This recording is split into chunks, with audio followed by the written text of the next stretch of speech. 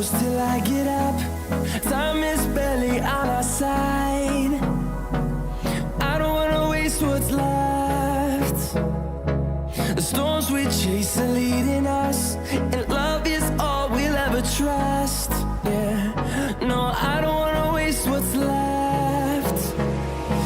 And on we'll go, through the wastelands, through the highways, till my shadow turns to sun rays. And on we'll go, through the wastelands, through the highways, and on we'll go.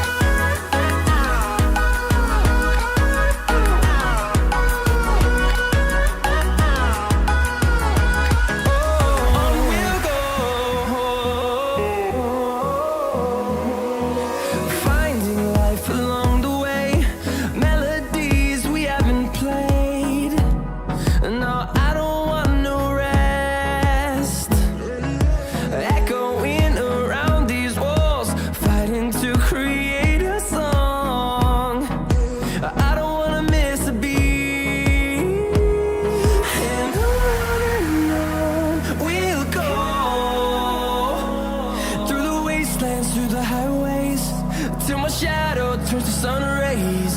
And on we'll go, through the wastelands, through the highways, and on we'll go.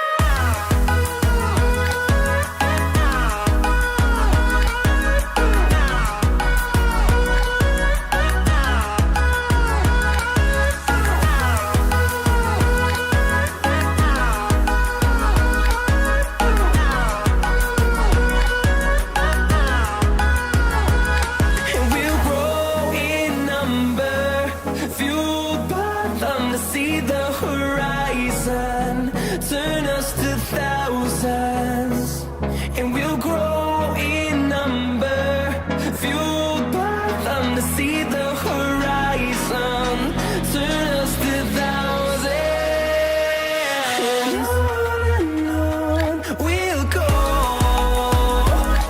through the wastelands, through the highways, till my shadow turns to sun rays.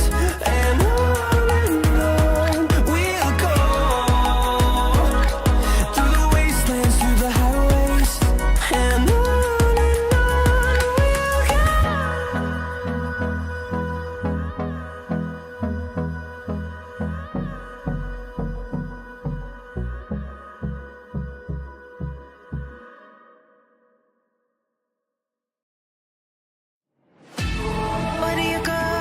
when you're young, when you're restless, when you're fun, cause you're desperate. Oh, here they come for a chance, for adventure. What's your poison? What's your pleasure?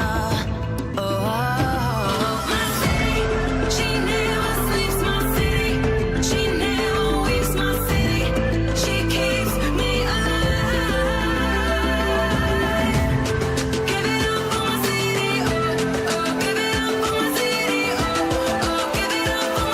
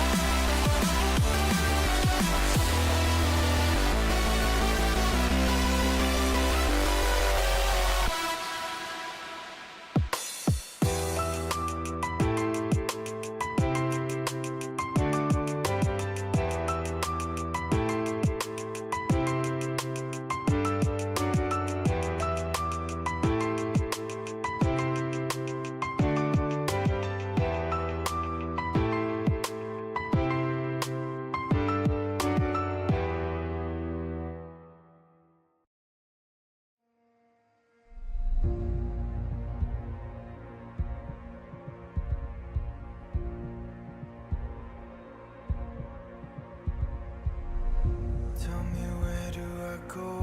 Tell me where do I take us? Your heart is starting to slow. May the water be safe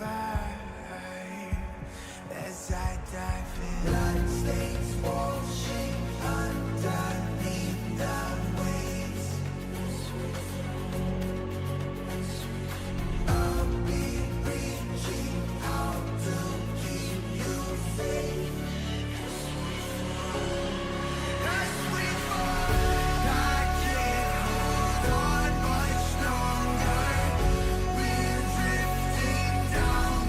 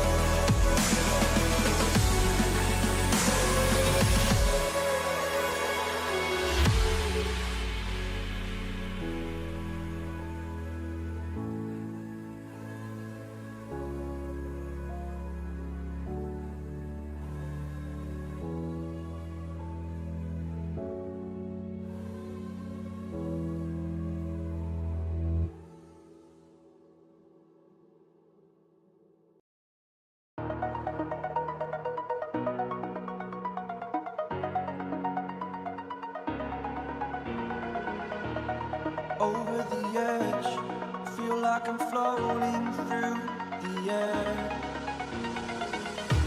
The pain I felt is paid for, all is said and done.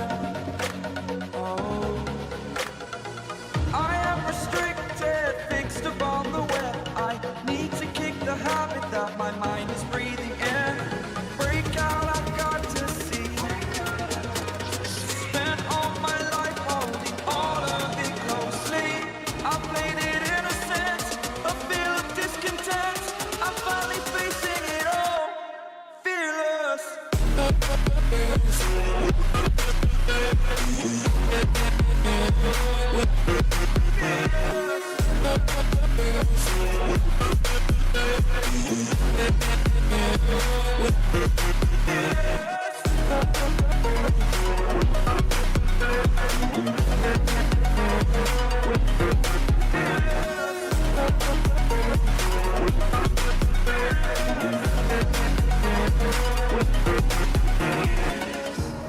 Burning the bridge that keeps us. I'm here and I'm feeling fearless. Exaggerated, that's what you assume. The story's over now, I must conclude. I am conflicted, watching where I step still, hanging in the balance. Not the life I want to live, I want to take it all. Standing tall, fear I've weighed the person you are. Oh, break out, I've got to see. Spent all my life holding all of it closely. I played it innocent, a feel of discontent. I'm finally facing it all, fearless.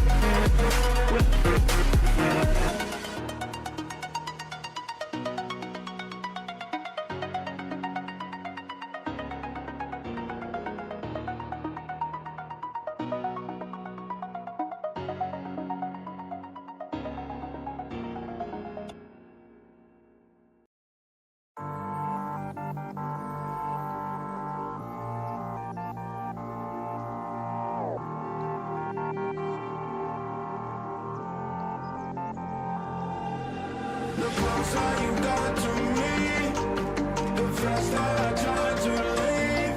Like a mirage, like a mirage. The scars that you don't let keep on my arms, I appear empty. Like a mirage, like a mirage.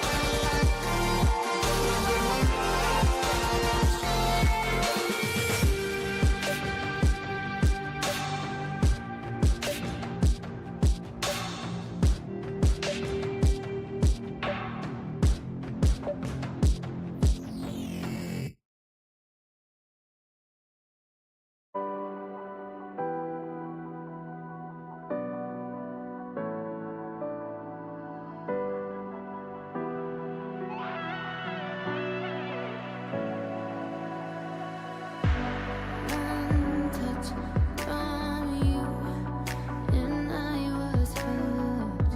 And like an addict, I can't get enough. Can't be away, take me away. You're on the hunt, I'll be your prey. I'll be your prey. I'm a prisoner, I won't break free. Gotta get a handle on me, discipline me. Nobody else but you, baby. Give me your love, baby. Lock me up, chain me. I'm a prisoner, I won't break free. Just lock me in your chains. Lock me in your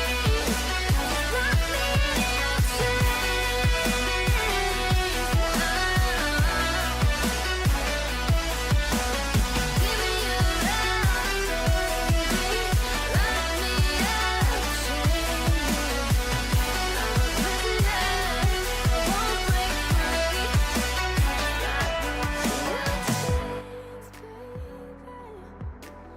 I've been bad. I need someone to give me the rest. Take me away, have your way. You're on the hunt, I'll be your prey. I'll be your prey.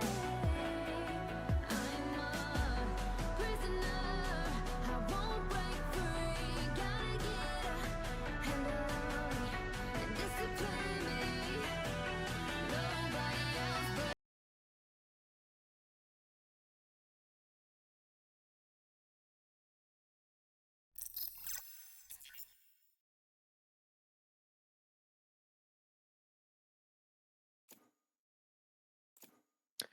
Hello, everybody, and welcome back to the Honeydew Summer Showdown. I am Alderia, and today, not joined with Rhodes, but rather a very special guest, and that of the IGL for Luminescent, Polson. Yeah, hey, how's it going? It's been a while. I casted with Rhodes last week or 2 weeks ago, sorry. But that was a good time, so I decided to come back. Yeah, I mean, you were filling in for me. That was, I believe, last week. Yeah, because I was out of town. Yeah, it was But now you're filling in for Rhodes, so it's always Yeah. great to have you back, man. Glad that I Yeah. finally get to cast with you. Yeah, glad to be back. Glad to meet you. Glad to just sit back and enjoy some Valorant for once. Yeah, and we got a pretty interesting matchup here. We got GFU versus Strawberry Pocky, and I'm pretty excited for this. Been a while since I've been able to cast GFU, but last time I did, we dubbed the Snorlax flank, which has been an ongoing term throughout this entire league. So it's great to be able to finally cast them again. Yeah, and like you mentioned last week, I hit up casted Strawberry Pocky in their match, and I got to see what they were capable of, especially on this Haven map. Yeah, I mean, the interesting thing about these two teams going into it is, from the looks of it, they are both currently tied for fifth and sixth, both in the same standings, 1 and 2, currently in terms of records. So whoever wins this will definitely be getting a leg up over the other, which is always an interesting one. It's always great to cast a match that has weight like this, because if they're tied, there's a lot on the line. There's a lot at stake. So. And hopefully it also implies that it's going to be a pretty close match. I'm always a fan of longer matches and sort of endurance tests from teams. I like seeing teams stretched to their last wits. You happen to be a member of not necessarily an endurance test, but a interesting matchup that I casted a while ago. And correct me if I'm wrong, that was also against GFU as well, right? Yeah, it was the mental infamous, test. yeah, infamous. You guys got. I think you lost 13-2, and then 13-1, and then you 13-2 and 13-4 the next two maps. Yeah. Something along those lines.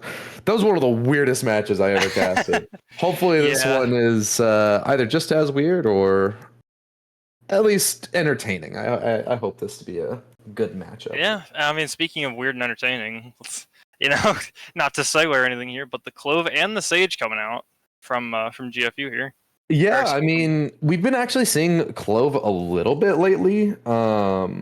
Obviously, still more Omen. I mean, I think Omen is just more reliable as a smoke a lot of times, but we've been seeing Clove here and there. It's definitely refreshing to see. Have you guys looked into that any, or are you guys sticking to the boring old Omen? So my spokes player, River, he's a great guy, love him. He's a complete Omen one trick. Gotcha. He loves playing Astra, but personally, none of the Astra maps are in pool right now. It doesn't really play to our comp, so we don't really tend to do that.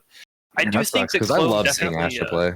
Clove definitely fills one of those interesting roles. I mean, kind of like Omen, where you can act as that secondary entry for your team because you have that ultimate, lets you come back from the dead, kind of self-explanatory. But I mean, it's still powerful in its own right. I think my favorite, the thing that I find most interesting about Clove is the fact that she can refresh the smokes post death. I think that's a very interesting part of her kit. It allows you to more comfortably play her as a bit of the entry or duelist roles. You can be very aggressive with Clove. I don't know if there's much of a restriction on her smokes when she's dead. If they maybe no, it's the same. No? Okay. Yeah, I don't know if she's able to pocket both of them still or what, but I mean, it's definitely an interesting mechanic. So hopefully we'll see that come into play. Maybe Kang will be getting a little bit aggressive. I'd love to see that. Yeah, hopefully he does. I mean, again, Kang,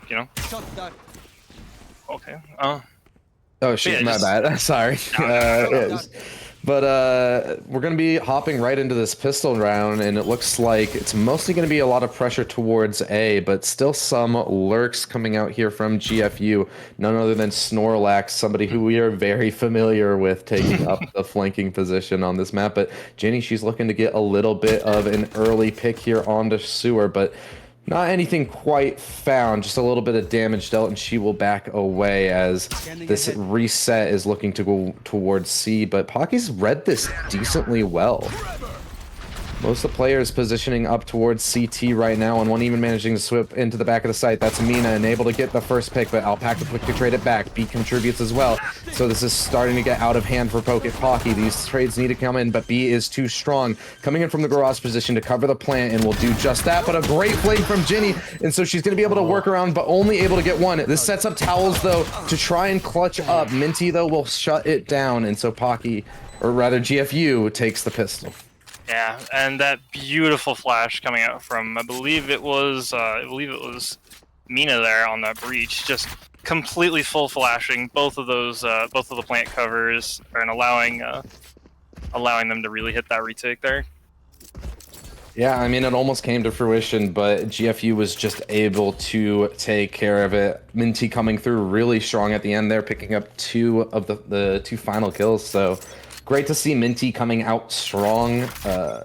Definitely want to have your duelist players on point for a map like Haven where you play as aggressively as you do, but Now we're going to see Pocky trying to position up towards mid to get a bit of a thrifty here.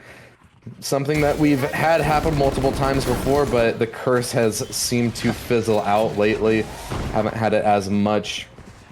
So should hopefully be a clean round for GFU, but Beatsup has actually managed to get deep into the site here and wasn't fully cleared, and even the whips coming through post, so now Kang is able to contribute as well. This is getting hectic here as Alpaca now has to deal with multiple players coming in, and as he's smoked off, he's just having to relegate the spike to an open position. That means the defuse is going to start coming in, but good coverage on it. Aaron Red getting a little bit more information with the Owl drone, and so now Mina is able to pick up another one in King as well, so it's all left up into a 1v3 for Snorlax, and he can't do it. It's going to be a defuse for Pocky, and the curse returns.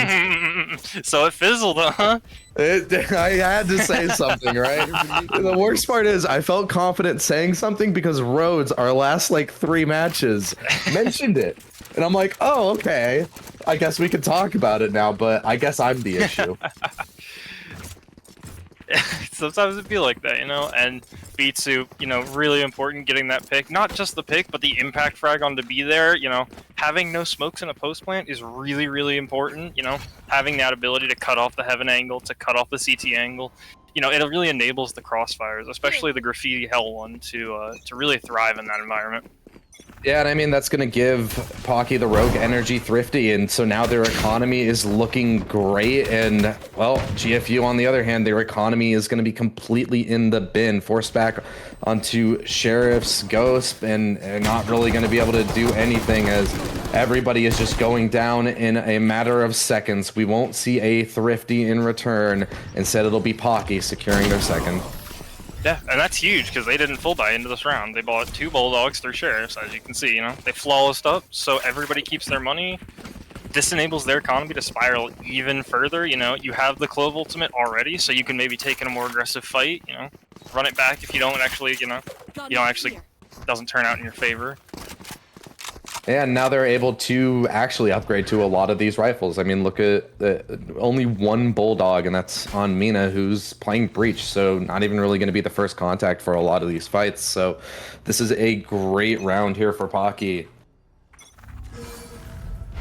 I mean, yeah, it just kind of reminds me of that old, the old pistol strat that people used to do on the Antico, where you would, Yeah, okay. I mean, certainly Kang is just going to turn up the aggression. We said that we wanted to see some aggressive controller play out of her, and exactly what we're seeing. Towels is the 1-2 punch for it as well. Is pinching in on the long side, so it's all left up to Aaron Red and Snorlax on the other side of the map. No spike and really seemingly no hope, as Ginny will possibly go down here. Oh, the timing couldn't be worse for Snorlax, though. Aaron Red now thrust into a 1v5. Only gets 1, but that will surely be it as the fault line and the aftershock comes in, and it's all going completely down the drain here for GFU. Yeah, I mean, this is really crunch time here if you're GFU. Sorry, But yeah, timeout comes out. This is a really, like, you're getting into sort of, I don't want to say scary territory, but it's really easy to lose 2-3 of these full buy rounds, and suddenly you're looking at like an 8-3 or 9-3, 8-4, even a 10-2 half, which is really gonna impact your mental going into the second half. I would know. Yeah, I mean, especially on Haven, which lends itself to being a tad bit more attacker-sided. It's usually pretty even, but it's kind of hard a lot of times for the defenses to rack up rounds on these 3-site map. Pocky getting an early start like this is really, Especially really playing the Sage comp. Yeah, on the Sage comp as well. Yeah, you don't really have that that angle lockdown that a Cypher or a Killjoy would bring to this map, which is what you usually run here, but, you know, it's Strawberry Pocky just running a full run it down, we run at you and fight comp. Yeah, the unorthodox pick is certainly working out for them, as now GFU are forced onto possibly another eco here. It looks like at least Aaron Red will, it looks like, we thought that possibly we were going to be seeing a full buy here from Aaron Red, but deciding to go for the Spectre. Three Yeah. Spectres, a Ghost, and a Sheriff. Not the worst buy, but it's definitely going to be rough. Yeah, especially when you're sitting 2 off a breach ult, so it's definitely not impossible, but it's going to be really important based on these early fights. You know, they're going to tell a lot about how this round can go. And Mina, knowing that they have that massive weapon advantage, is just going to take up the long angle to try and get an early engagement, and Kang is going to also continuing this streak, and it's going to also rack up a second. This is all cut down so quickly at the C-long position.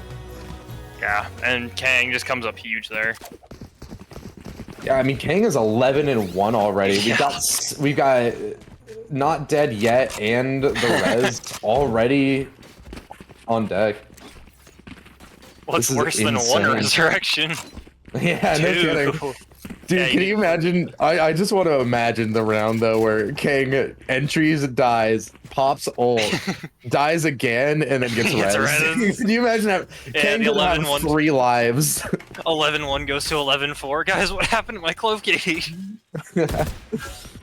I mean, no matter what, this is really rough because, like, it's just, I mean, the only ults you have in response to this are from the Shadows and Neural Theft. Those, I mean, granted, like, Neural Theft, I think, is a bit of an underrated ultimate. You get so much information off of it, but I certainly don't have the impact that something like the Sage Reds could have. And even It's Not Dead Yet, which, granted, I think really only is going to be great in very hectic rounds where it's already committed for, like, you're already committed to whatever you're doing. If not, it kind of falls in the same realm as the run it back for Phoenix, where you can kind of just run away from it and it doesn't find much value a lot of times. I mean, but yeah, but like you said, it really relies on the splites when you get down and dirty with it. Then, I mean, look at their comp. You have Breach, you have Sage, you have Jet, you have Glove, you have these characters that really want to get in there. Oh, what a shot from Beat Soup. Actually, very aware of the flank, and Aaron Red will get Genie, so it's kept at a even man count, but this is exactly the situation we were talking about where the Clove ultimate thrives. There is nowhere for GFU to go. They have to hold the spike here. They can't run away. And so now Kang can just be as aggressive as she wants, and when she's feeling herself this much, it's definitely gonna be a difficult situation as Kang gets the first onto B. Coverage on the spike is good as Alpaca gets the spam, but the decay goes out. Kang goes down to Minty, but has the resurrection on hand. Goes down once again to Aaron Red, so it's all left up to Beat Soup, and with the spike that far gone, won't be able to do anything. It's finally GFU to get themselves back on their feet. Yeah, and you said it in the middle of the round perfectly. They had to be more aggressive and get down and dirty with it. Honestly, I would have liked to see Kang get maybe a little bit more aggressive there towards C-Long. You know, try and take some of these players out. You know, maybe try and follow up off your decay. You don't have too much to do it in the way of remote util, but you know, maybe a shock dart or two could come out. You know, I was a bit confused. They felt very reserved for having the ultimates that they had. Like you said, we had Not Dead Yet for Kang, which, I mean, even got popped and still they couldn't pull out the round, but even just immediately popping the res on the spike spam still could have helped a little bit. I'm very surprised with how passive that round was, but this round will be far from that as the Rolling Thunder goes through. B gets the opening onto Beat Soup. This is going to be a site for GFU to plant in, and Minty is also looking to take up possibly an aggressive position in Heaven as the draft hits his head though, so that's going to be stifled just a little bit, but it could create a little bit of doubt in the back of Pocky's heads as we see them having to actually devote a player into watching Heaven here. And look at this, Snorlax working around the CT side, has the biggest Snorlax flank we've seen since their last match. Alpaca and B are good to pick up these kills, and Snorlax gets the finisher, and so this is a textbook GFU round. Shuts the door on the long playing, you know, especially in our game against GFU, you know, really started to notice the Snorlax, you know, kind of likes Garage a little bit, you know, maybe puts his cam above those boxes outside grass every round a little bit.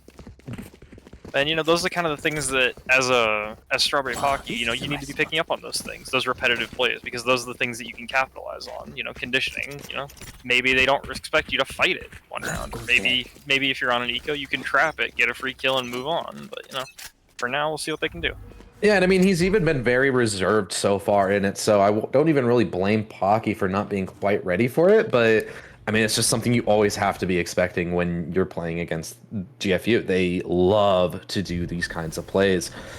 Kang continuing this streak of aggression, trying to get something going up towards mid here, but it seems to be watched and noted.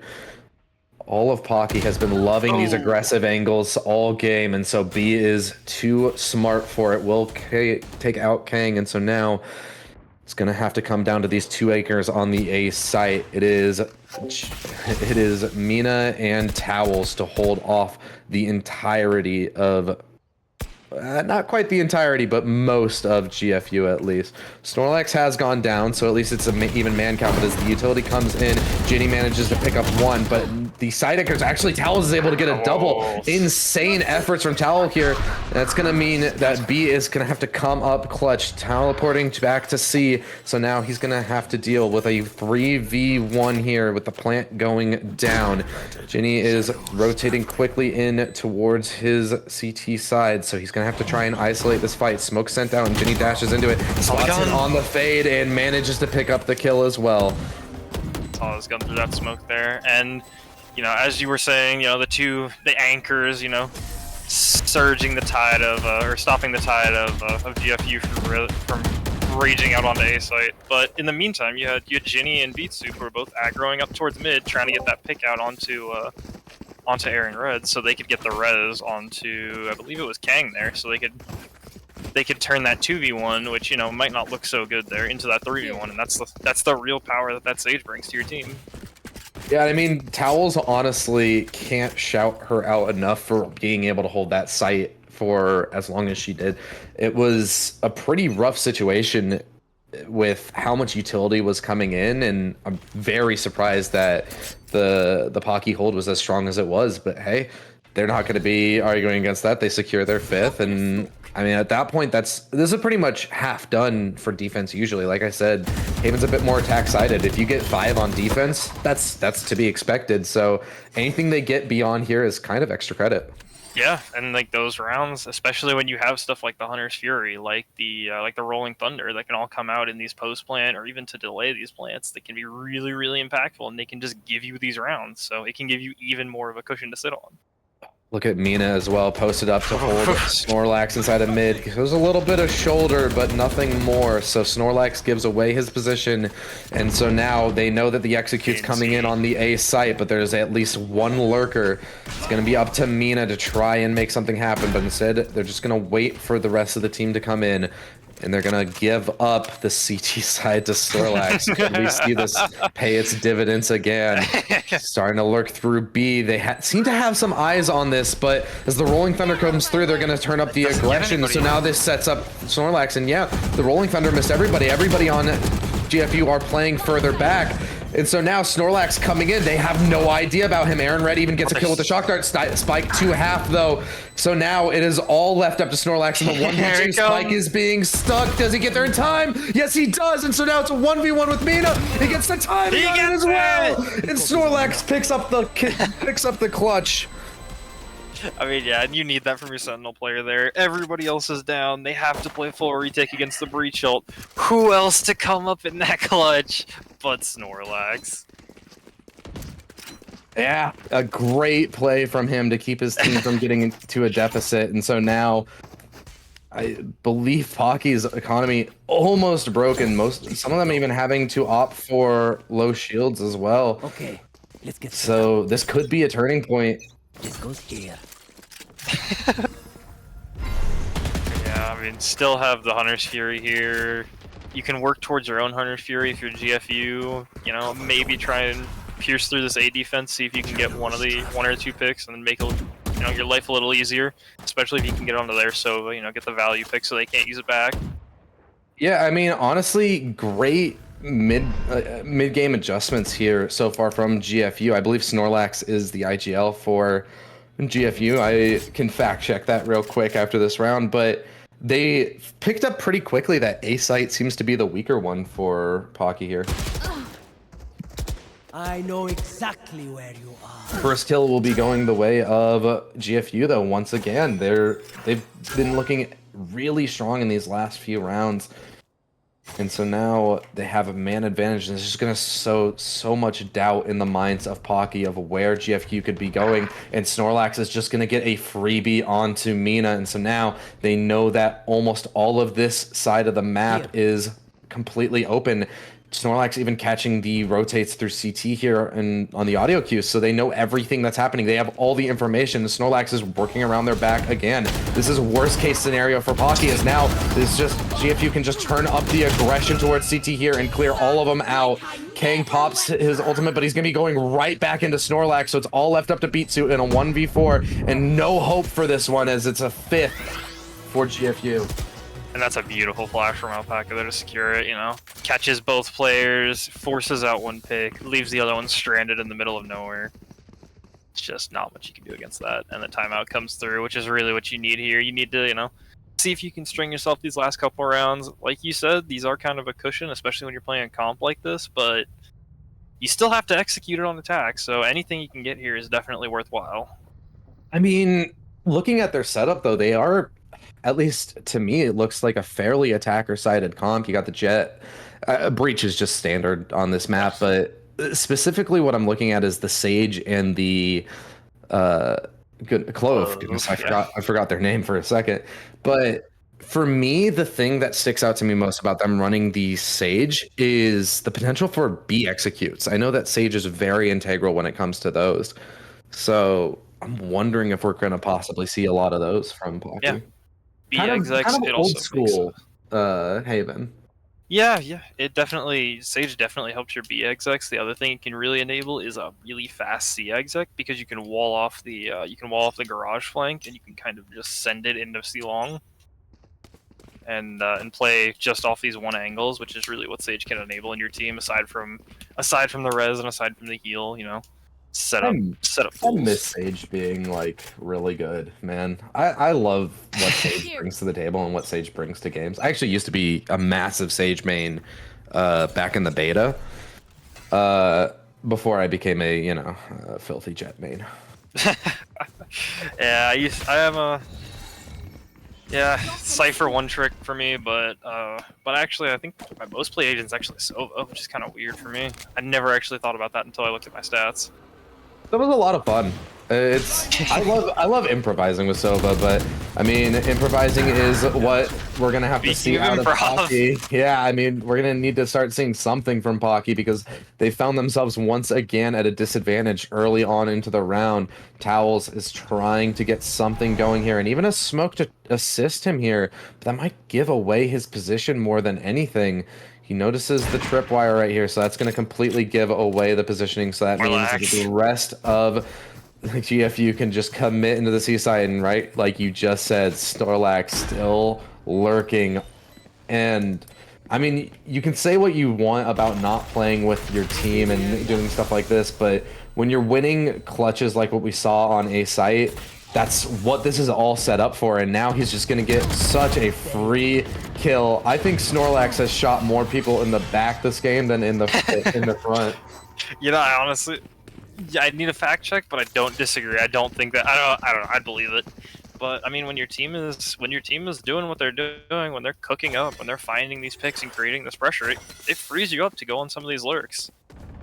Yeah, that's definitely where GFU is their strongest. And when we saw them playing against you guys, trying to kind of go back to that, definitely the thing, we brought this up in the interview, the thing that seemed to restrict them was when they moved away from Haven and Snorlax didn't have the same freedom and the same avenues to work through. This really seems to be his playground. And so it seems to be very much the linchpin for GFU's play style.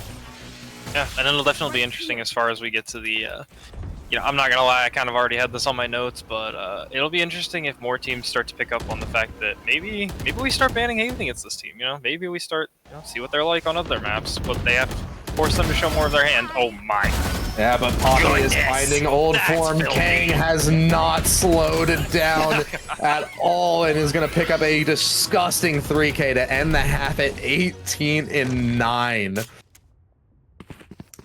Wow. Mim. That was insane. Shut the door. Yeah, I mean, look definitely. Well, we were talking about Clove. Has to be a little bit more aggressive here in terms of smoke agents. Your Clove is sitting on a 2.0 KD. I think you're pretty happy. That's justified. That's a justified kill. I'm excited to see it. I love seeing abnormal comps. I love seeing things, you know, getting mixed up a little bit, you know.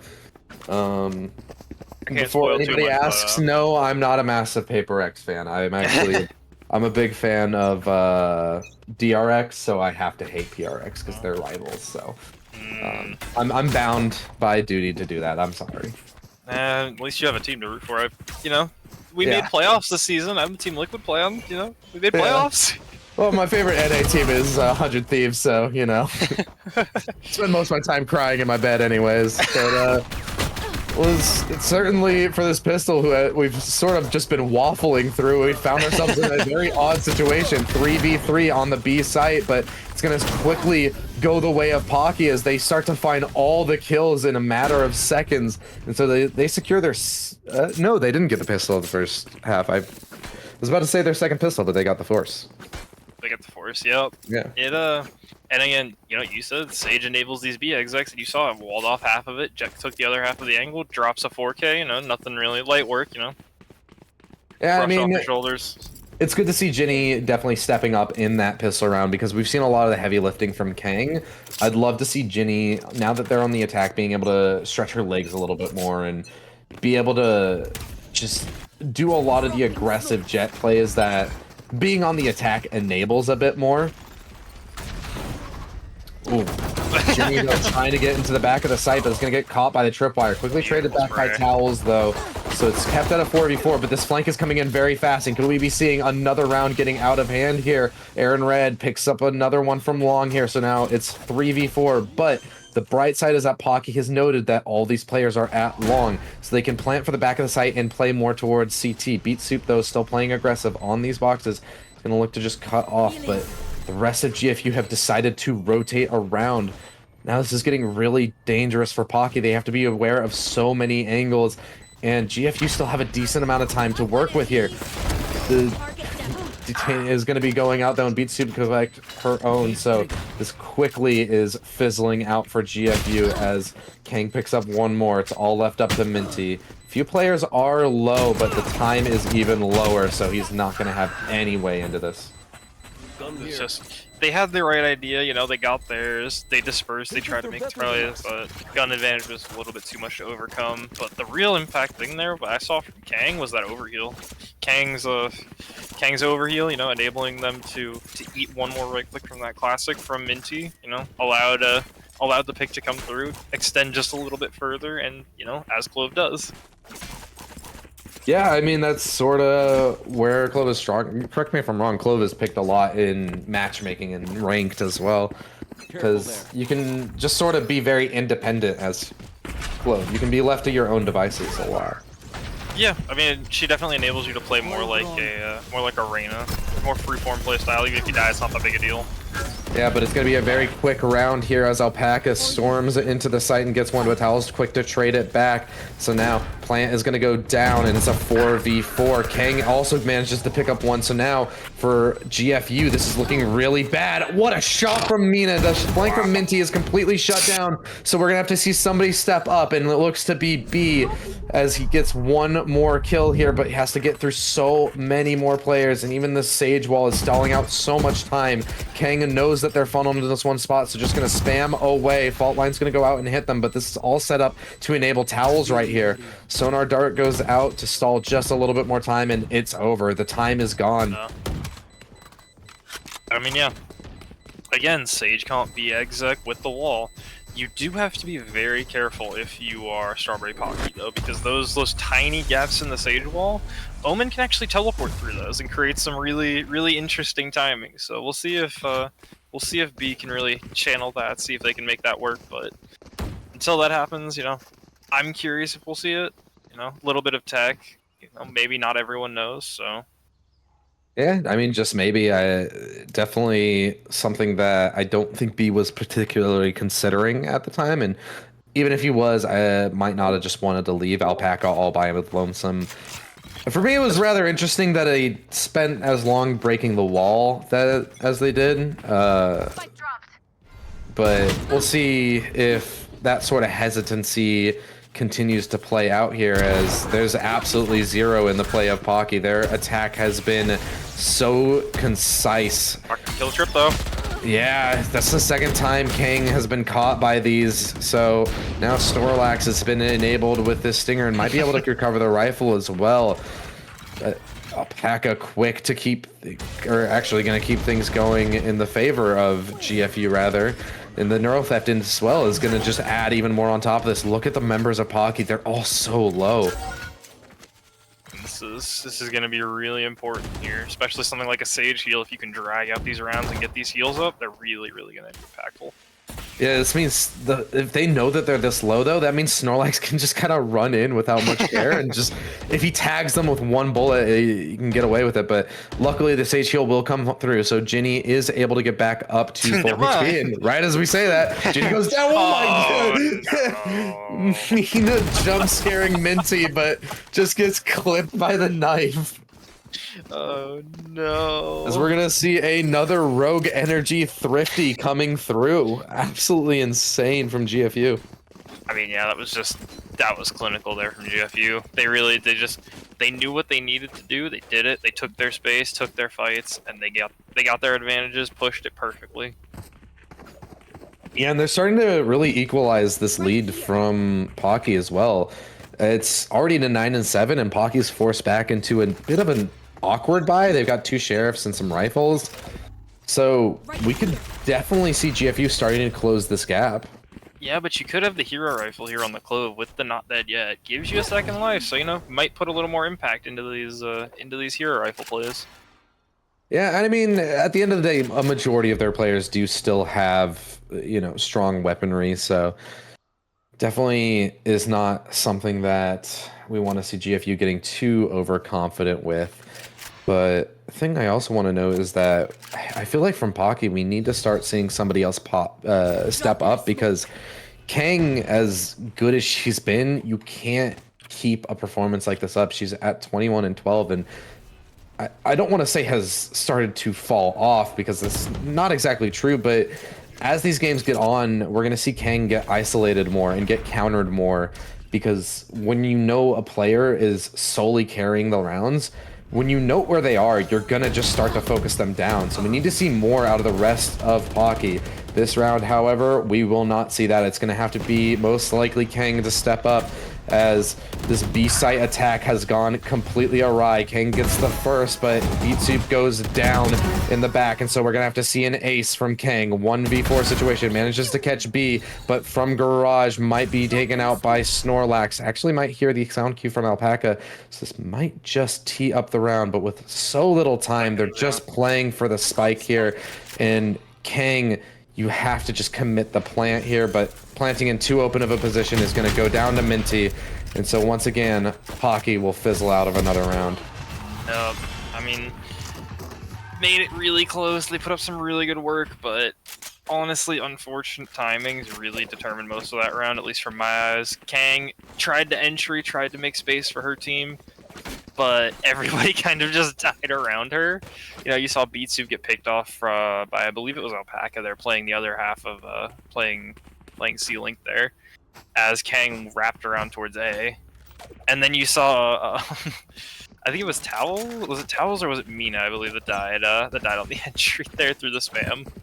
I believe it was Towels. Towels? Okay, yeah. But yeah, Yeah, and I mean, now their economy is broken, so they've got a horrible buy going into this round, and it's just going to be most likely another one unless we see another Thrifty coming out here, which, call me a skeptic, I don't know if we'll necessarily see. Kang they do have access to a few ultimates here, and Kang's gonna go ahead and pop Not Dead Yet, so we're gonna have to see him or her get a kill rather quickly, but it's not gonna happen. Alpaca is gonna manage to find 2, and Ginny has to go huge with these Blade Storm and won't even find a single player as Beat Soup goes down, only 32 HP. This is another GFU round. yeah, and I mean, it's kind of been, I don't want to say it's been interesting to see how Kang uses the uses her not dead yet, because I mean it's a really impactful ult, you know. Phoenix's run it back, Sage's Rose, giving you second lives is all really impactful stuff, but don't really know if we're seeing the most value you can get out of Kang right now. Yeah, and I mean, I mentioned earlier that it'd be really interesting to see how Pocky performed when they had a little bit more freedom on the attacking side, but honestly, it's almost kind of worked to their detriment. We're seeing a lot less of a unified and collective Pocky effort as we were on the defensive side. And yes, it was still Kang getting almost all the kills, but it was still, there was trades there, and there was clear set play pieces. And on attack, they've just kind of looked lost. I mean, yeah, a lot of that can boil down to your Breach player. I don't really think all of the blame can go onto Mina here because, you know, of course, Breach is only set up. Somebody has to follow up. But really the connection there between Mina and... Never mind. Talking about setups, though, that fault line is going to catch 2 players, and Kang is going to execute off of it. Talos contributes as well, and this Hunter's Fury will stop the spike from going down, but there's so much time left in the round that it doesn't really matter. A stall that is ultimately a fruitless effort unless B and Aaron Red can pull off this 2v4. Kang getting aggressive on the smoke, though, is looking to snuff this flame out early. Both the players positioning towards garage here, trying to play shoulder to shoulder, but as a result, they can just continue to clear these angles. Going back towards CT, and Aaron Red will pick up Beat Soup, but Kang manages to trade back, and so now it's all left up to B. 1v2, and teleporting forward. Just get another kill, but the time is very low. You have to start getting onto the spike, and at least have to find half before taking a fight. Might just stick it, though. Towels, you have to spam. Towels, you have to get the kill. It is able to get it with a little bit less than a second remaining on the defuse, so Pocky managed to avoid a very dangerous situation. I mean, especially in a situation like this, GFU, they could be sitting on a really weird eco right now if they had lost that round, but fortunately enough, other way around, sorry.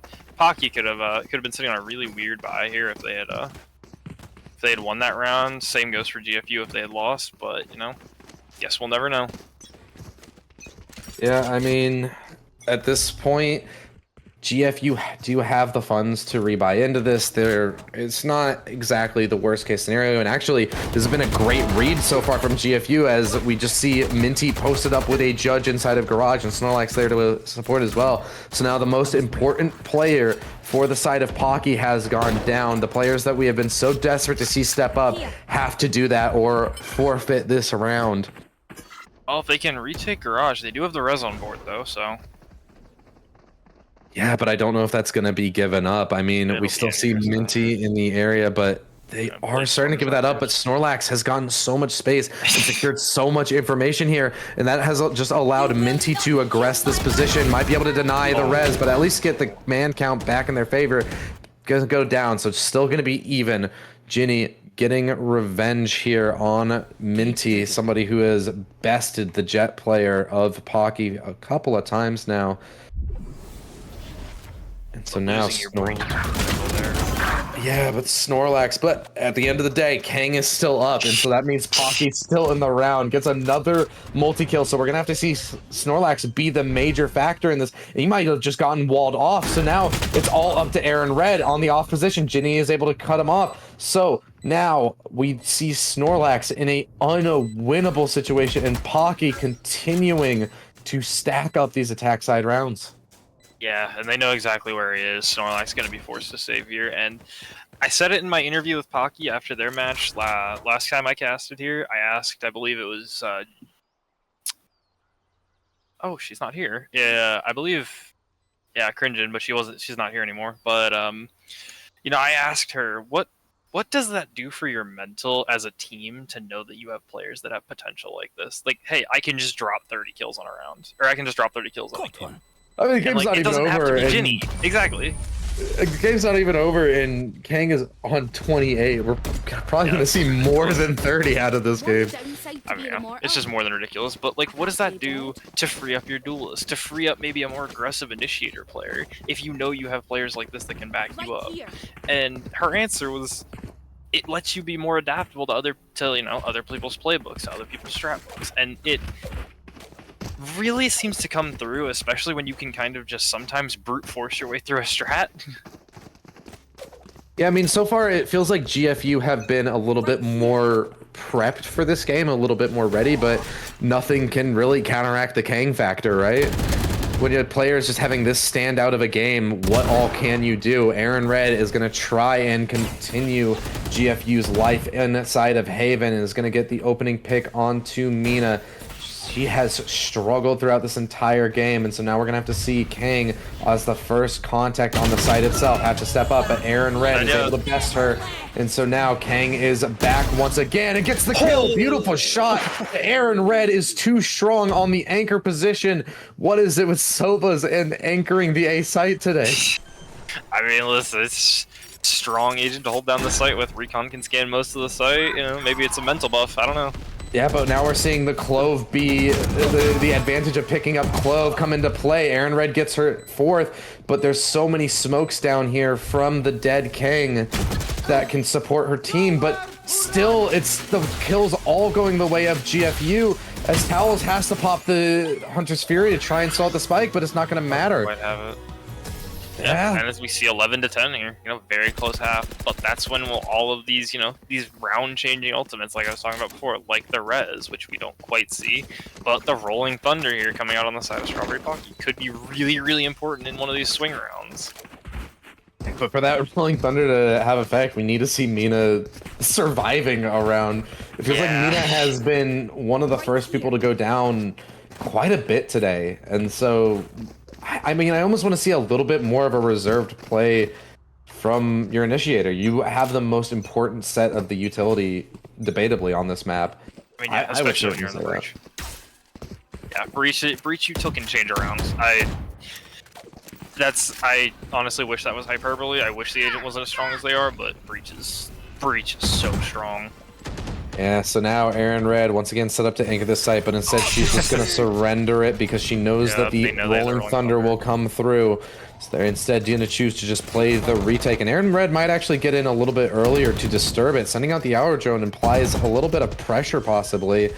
And you have Hunter Fury.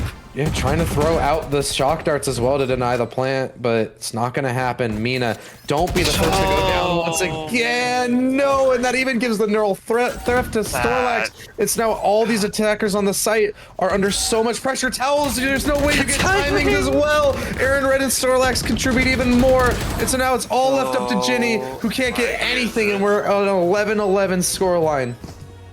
And I mean, I kind of said it earlier, but yeah, you have this really attack-sided comp, and it looks really good on paper.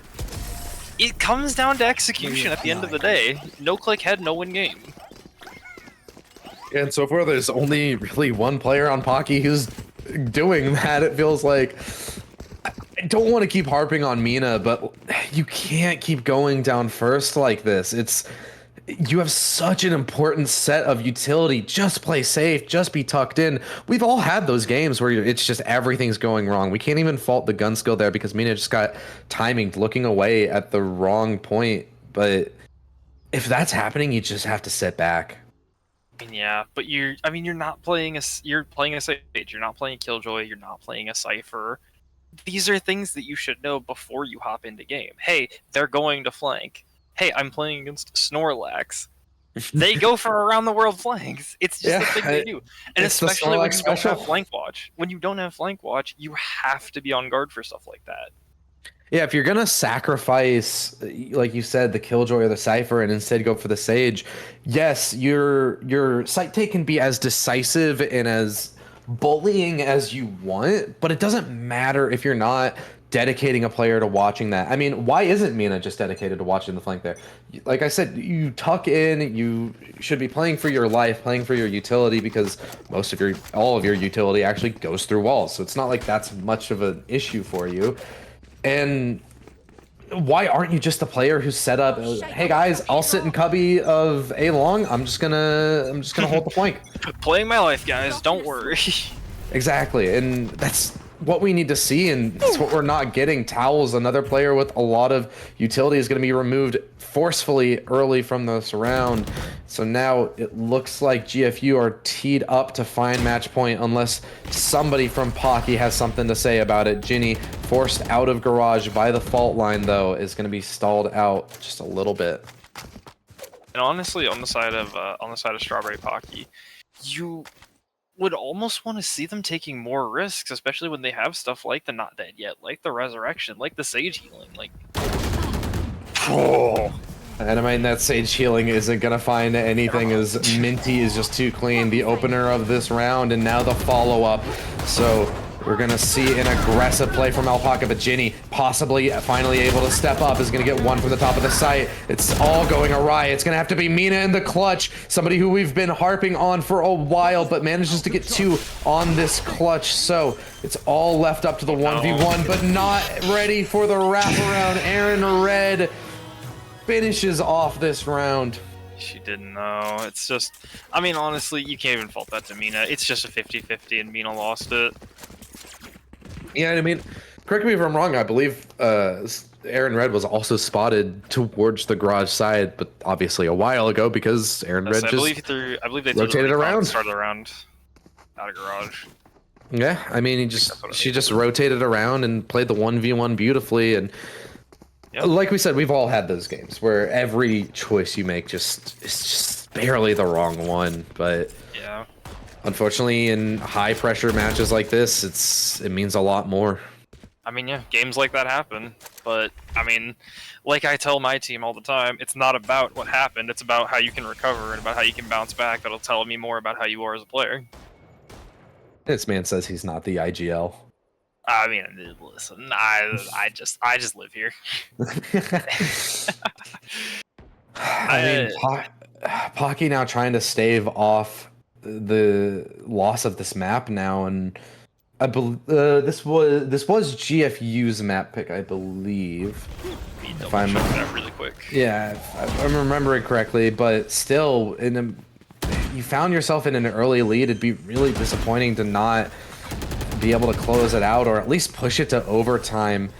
But we might just be seeing that as the plant does go down in a wall, also to stall out CT a little bit. In the flanks that have been such a thorn in the side of Pocky will not be a factor this round. So Ginny is able to just focus on CT, manages to pick off Snorlax, which is going to take a lot of weight off the shoulders of some of these flank watchers. Ginny able to pick up another one, and Kang is good for the trade. And so now it's all left up to these 2 Heaven players. They've been isolated, they've been noted, and so it looks like we will be going to overtime.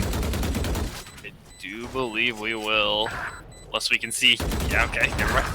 Okay, yeah, they closed it out there, and that was a beautiful decay there from Kang. He hit, she hit both of the CT players, enabled Ginny to swing out, grab hers, and just drop back in. But we saw it, we knew it was gonna happen. You called it. Kang drops the 32. Yeah, I mean, and we could possibly see more. It's going to be interesting to see how far this overtime goes. Yeah, I mean, like I said, I love to see tests of endurance more than tests of strength. I would rather see a best of 7 than a best of 1. I think that shows you really what teams are made of more. You know, when it gets down and dirty, and when those teams are just throwing haymaker after haymaker at each other and seeing who falls first, that can really be important. Right here. I will say that as much as I love you, Polson, I don't think I can root for this going into 5 overtimes, though. I think Rhodes would be a little bit upset if I broke our record without him. So we can wrap it up in 4 overtimes.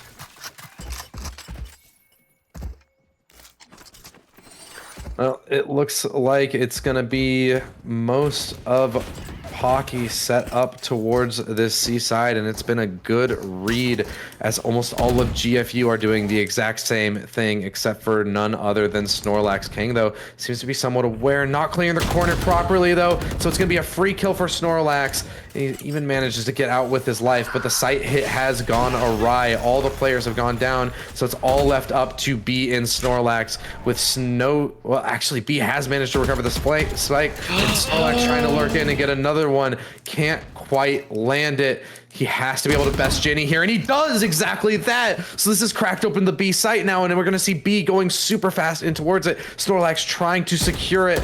Spots out Beet Soup. And so now this is such an awkward situation. B just chooses to go all the way to the A site, and Snorlax is going to set up inside of B to try and stall us out more. What a beautiful timing. How does Snorlax always find these timings? Absolutely unreal. He slips the net. And so now he can play towards the B position. He's at C Link. I don't know if all of GFU will be, or all of Pocky will be ready for this. Mina is watching it. Snorlax has the timing, and he gets it. Absolutely unreal. It's now going down to a rush down onto B, but he's able to stand strong because Snorlax has tagged up all these players. It's all left up to Towel in a 1v2, but both players are low, and he manages to take out B. Snorlax in the 1v1. Will he manage to slip the net once again? Yes, he has, but Towels is aware and is able to close this round out and give Pocky a great start into this overtime. And if Snorlax can connect on one or even maybe even two of those, that's locked away before they even ever get on site. That was so close. I think that's the first time my voice has cracked on the stream. I cannot believe Snorlax got like 4 different timings. I mean, why can't my Cypher be like this, man? It's absolutely, dude, his internal clock. He's either really lucky or has the best internal clock I've ever seen on a player. Yeah, it's just a combination of both. Absolutely unreal. I thought he was gonna be dead, and he but nonetheless, it's still Pocky to pick up the round, so they find match point and can possibly close out Haven here. Yeah. Be a great feeling going into Ascent, I'm sure, to win your opponent's map pick. I'm gonna see Ginny trying to lurk up through this sewer position, just so ready for any angle, pre-firing all of them. But there's nobody here. All of GFU have backed off. Alpaca playing a very passive angle, but Kang is so ready for it and manages to pick up the kill. And so now, yeah, it's gonna all come down to this GFU flank. It's Snorlax, but Mina is holding it. Mina, don't look away! I swear, Mina, stay committed to this flank watch. Minty is gonna be the first contact, and Snorlax even goes past, so he's gonna have to engage with Ginny. Ginny is able to best him though, and Minty as well to get another one. And so now it's a 2v2. B manages to get it, so it's 1v2 for Ginny here. Gets the timing on Minty, but Minty is able to flick over, and we go another round of overtime. We are going again. I mean, yeah, that's just, again, the double flank came out.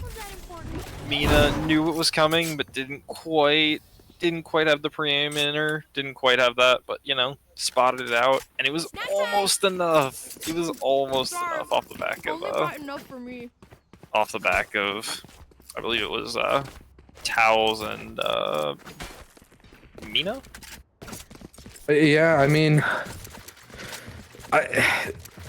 at this point, look, I don't want to keep going after Mina, but once again, going down to the flank, not able to really find much.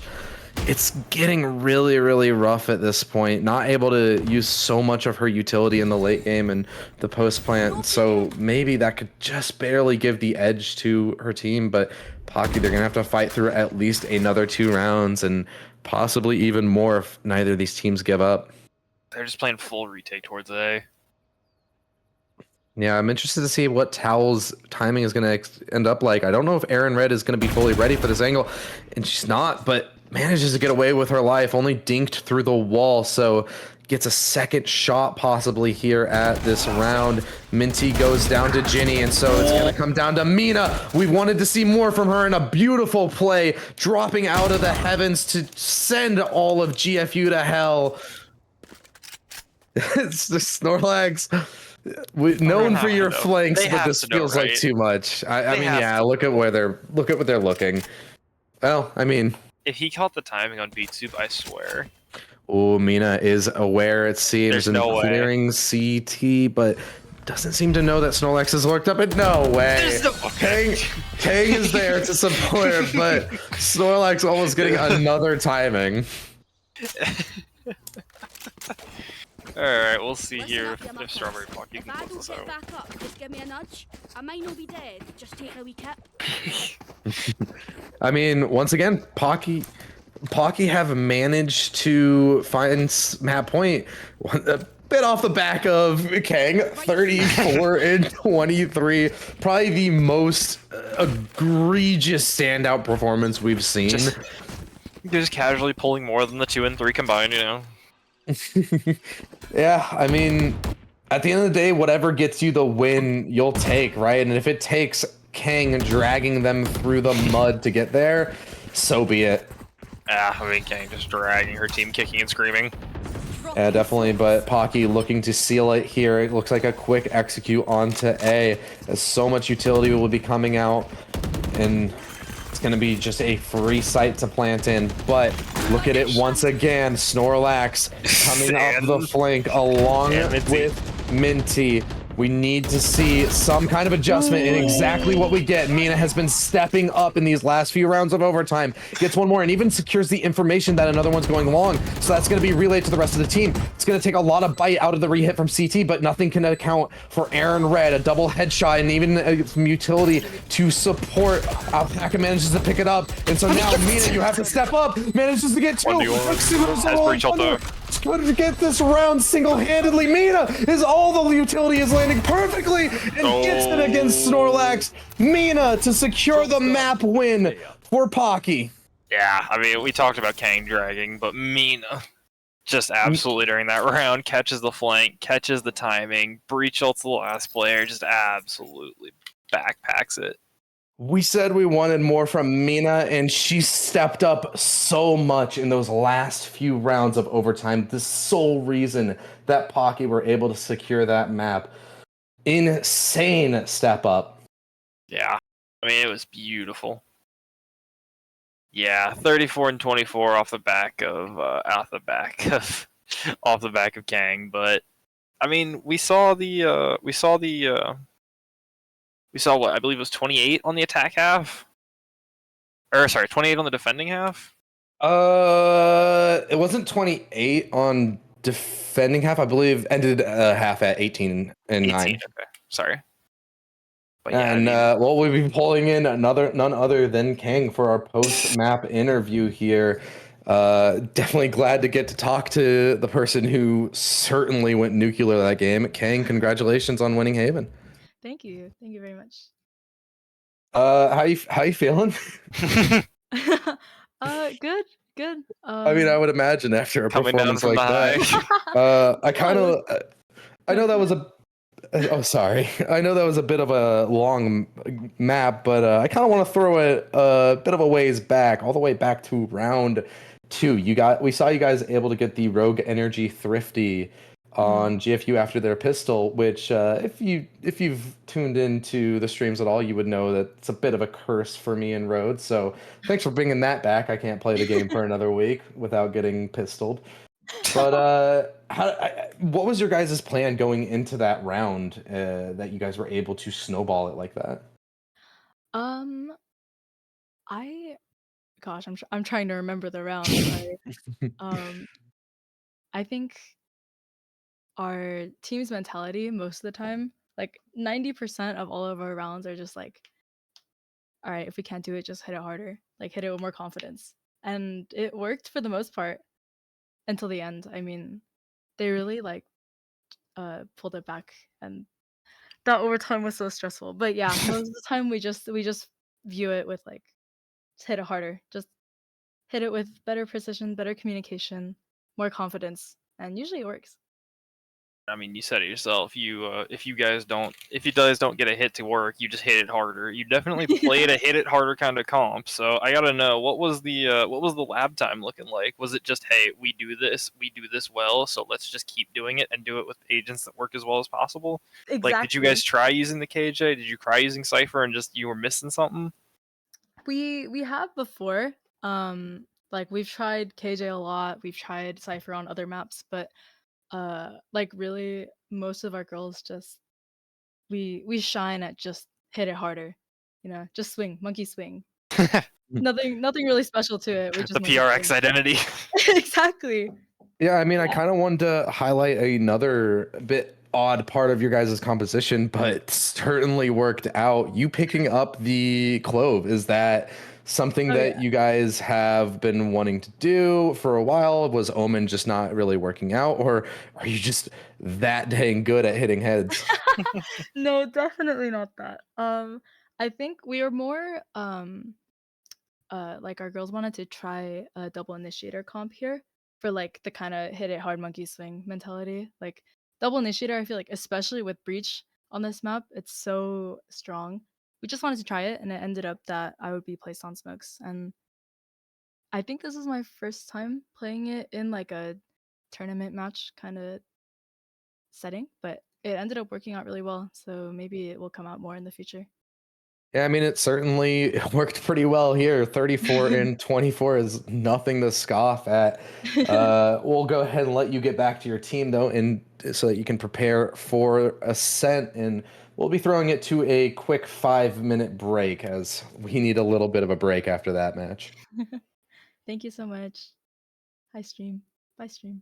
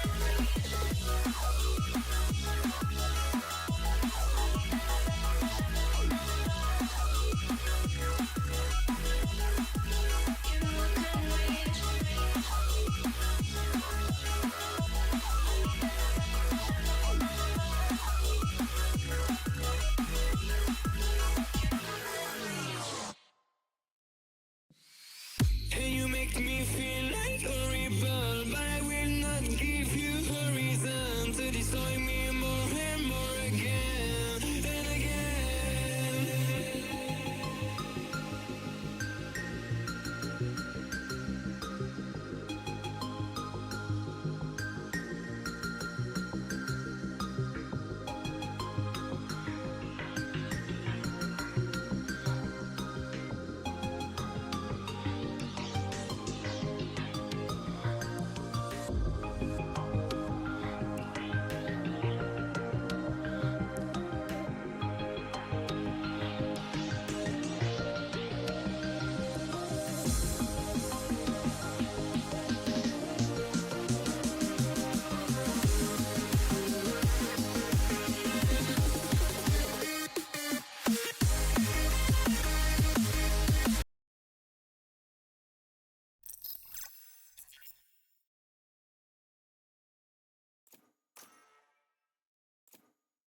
Hello, everybody, and welcome back from that short break. We certainly needed it because that was an intense match going all the way for 2 rounds of overtime. But in the end, Pocky able to pull it over the line thanks to the heroics of Mina.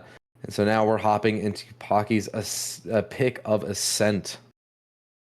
Yeah, and I mean, Ascent, a little bit more of a stricter map. You know, we'll see if we can see some spice coming out. You know, Kang in our post-match interview saying that she and her girls, they just run it down, unga bunga, shoot gun, click head. But, you know, we'll see. Maybe they can make an adaptation here. Yeah, and I mean, I'm interested to see what their Ascent is going to look like as well.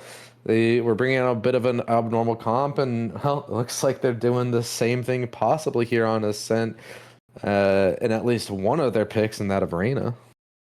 I mean, yeah, after these, this is bait. Nah, I don't believe Snorlax, this. This is don't tempt bait. me like this. I don't believe this. I wanted to This see is the bait. ISO. This is bait. Yeah, don't believe any of it until it's locked. I believe in Beat Soup going Reina. I'm gonna be honest. Pocky's got that energy to them. I mean, maybe we'll see. Yeah, a little bit of double. Oh my goodness! Kang No goes back way. to the Clove, and we get the Reina as well. Exactly Okay. what we were wanting from Pocky, I guess. Yeah, and we get the default comp out of GFU versus something out of Pocky. The thing I'm gonna be most interested with the Clove pick here over the Omen is just the fact that they won't have the Paranoia. I feel like Ascent Paranoia is like one of the utility pieces. It is it so just strong on enables this so map. many hits. It enables so many hits. It enables so many re-clears. It's so strong, and also, you know, not just lacking a Paranoia, you're lacking hard flashes on Ascent, which is again really problematic because in most games in Ascent, all GFU have to do is hold down mid and then just smoke off the chokes. And what are they gonna do? Yeah, They can't just explode. Yeah. Yeah, that's the thing for me is the inability to explode for Pocky, which seems very odd considering they have a Jet, a Reina, a Clove.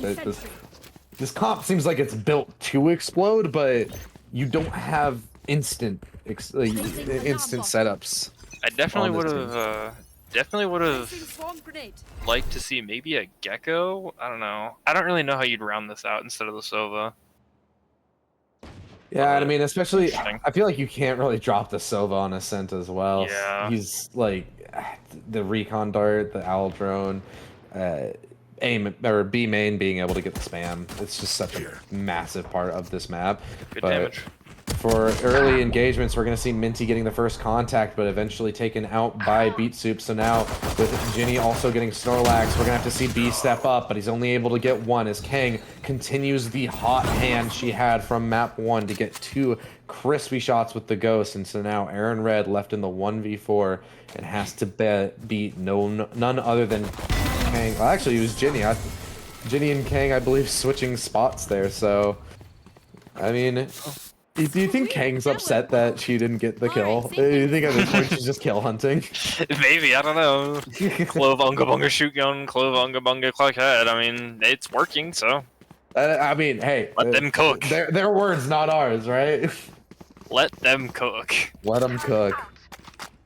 But, I mean, yeah, it's definitely interesting, especially on Beat Soup. You know, the Reyna post, I'll show we'll call you it change. You know, overheal only heals 50 health. You get a speed boost, 1 dismissed. Empress lasts the whole round. It's definitely interesting. Oh, here we go. Now we're gonna see an incredibly aggressive start here from the side of GFU. They're gonna try and get a. They're gonna try and keep this curse going. Just gonna juggle one of these off the ramp.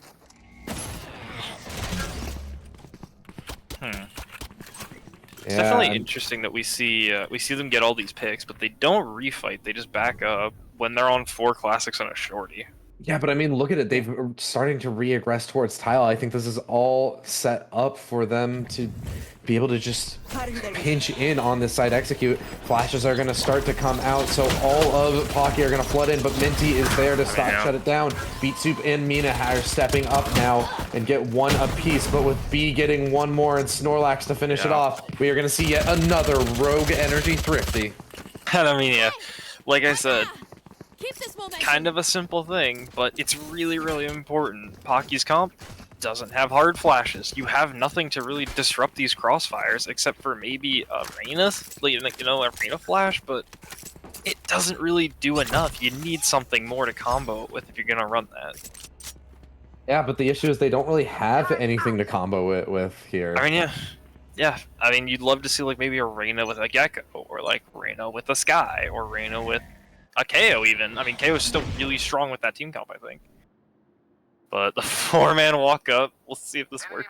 Yeah, I mean, Pocky looking to try and maybe get back-to-back thrifties here, but it's gonna really come down to whether or not B is able to hold strong here on the door position. It actually just gets shut out of the site, and so now Pocky's gonna be able to get this plant down. This could be a little bit scary because now they can start to post up in their positions and even a lot of damage out onto Alpaca. The shock dart to tack on top of that, a little bit more onto Minty.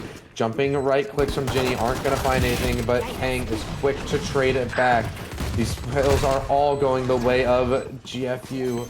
And so, unfortunately, we will not be seeing 2 Rogue Energy Thrifties back to back. Yeah, I mean, that's just... You checked all the boxes of what you need for a good retake. Multiple angles, check. Util to flush, check. Collapsing on multiple angles at the exact same time and double peeking, check. It's basically just a clinic. At that point, you're just shooting fish in a barrel. Yeah, definitely. And so now this is going to set up the side of GFU very, very beautifully. They've got so much money in the bank for some of their players, and now we see Pocky in a situation where if they lose this round, they're going to have to go back onto an eco. They kind of have to win this. Yeah, it's definitely a must-win situation here, because again, like I said on Haven, it can really spiral out of control quickly if you're... Yeah, Kang, though, getting the first engagement here, manages to pick up one, but be quick to answer back. It's both Kang and Ginny, two very impactful players for Pocky, quickly taken out. And so now we're going to have to see Beat Soup step up as the first contact inside of the site, fighting towards Market, but will be taken out from the side. So Minty and Snorlax together are going to put it all onto Mina, who won't even be able to get one, as Aaron Red closes out another round here for GFU. Beautiful. And you see Aaron Red picks it up. Honestly, I would tell my teammates to pick up another one of these if I was in this game. The Odin and the Judge against a team without hard flashes can be so dismantling to an attack, especially if you're holding mid control like GFU is right now. It can really enable like an Omen or like your Sova to just rat in a corner with a Judge or an Odin and prevent them from walking out. Because what's going to let them walk out? Nothing will disrupt their crosshairs. Yeah, I mean, I said in the last map that it felt like GFU came a little bit more prepared for this map. It looks like they were flexing their brain muscles a little bit more, and they've done exactly that immediately here on Ascent. They are definitely punishing Pocky for their lack of hard flashes, and just sort of the way their utility shapes up makes their side executes very, very difficult to execute on, which means that they can just hold strong in the site. They're not opting to play for these retakes much. Instead, they're just holding their positions firmly, and there's not much Pocky can really do about it. I've never heard that Odin shoot before. It's an interesting sound. Yeah, Ginny now left to try and take this A site all alone, but going through the smoke won't even get the luxury of one kill. Towels in a 1v5, only a Sheriff. Sonar spots a few, but this round is, dare I say, unwinnable. Hang on. Okay. Yeah. You no way you're Listen, I believe for a second, okay? A bit of a believer, huh? I'm always a believer. Yeah, I guess you don't make... Valorant. I guess you don't make a comeback against GFU without being a believer, huh? I mean, yeah. I mean, part of that comes with just resetting mentals, and I think that's definitely what GFU did out here. It's, again, that point of, hey, we're down, but we're not out. Let's just take a minute, discuss what happened. If we have to yell at each other, just yell at each other now, get it out of the way, and reset and head into map 2, because at this point, having a fresh mental can be really important. Yeah, I mean, that's what we do after the cast, you know. I'm just, you know, yelling at you all the time. Please? No.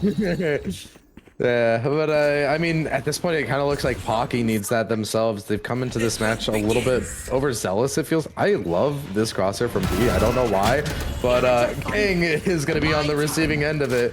Does have the not dead yet, so it's going to be able to come back for a few seconds, but has to find a kill. And this is exactly where I was talking about. It's kind of akin to a Phoenix ultimate where she has to press this issue. Does get the kill onto Aaron Red, but Alpaca is so sharp in this heaven position, manages to get two, and even with that gets the null command. So this is putting so much pressure on the rest of these players. Even the sonar to spot out the player, and oh, what a frag there, gets Ginny underneath of heaven. And so now Towels has to go huge, able to get two, but not able to get anything else. Snorlax closes this out. And that beautiful paranoia set it up there from B. Alpaca, you know, basically just has to look at their feet, throw the molly. B, blinding both site players there, and then as Alpaca knifed main and saw third, just really important that they broke that off there. Yeah, I mean, it's almost like we said that paranoia is very impactful on this map, you know? Yeah, it's crazy foreshadowing. Yeah, I mean, are we writing a novel or are we casting Valorant? Wow. Is there a difference? Sometimes there's not. And yeah, this Usually is another a bit more yelling involved with casting Valorant than writing a novel. Yeah, and again, this is another one of those guns, like I was saying. The Odin is one, the Judge is another, the Op is really the third in that holy trinity of I don't have to move my crosshair, so you just die. And I mean, Minty is certainly someone who we have not seen shy away from the op, trying to pick it up on Haven, but didn't find much success with it. But now on Ascent, without anything to disturb his crosshairs, is going to get the opening kill here. Kang trades one back, but this is looking really rough because Minty just has a firing range here. And Aaron Red is even able to contribute from the back of the site. Flash goes in, sets it up perfectly, and Minty with a beautiful one tap leaves it all up to Jenny. And it not able to secure this. I mean, yeah, you're basically playing. If you have an op and they have no flash, you're basically playing. What was that game mode from Smash? Break the targets. Yeah, you're just sitting. You're just sitting there and clicking. Just free firing. And I mean, yeah, you're gonna knock them off of their full buy here. They're gonna go on to maybe a half buy, maybe I'm not letting this swap? go. Where are you making the connection of Smash Bros and the Valorant? I'm not letting this go. You can't segue out of that. Listen, I'll ride whatever segue I want to ride. All right, so transitioning now into round 8, we're gonna segue right into Towels being AFK. He's playing anti-flash on mid. I don't know what you're talking about. Yep. This is a beautiful position here from Towels. What's going on here? They even forgot the spike. The op can't kill me if I don't respawn. Mina's even here to protect him, or to protect her. There, what's going on here? Maybe some tech issues, yeah. They haven't. No?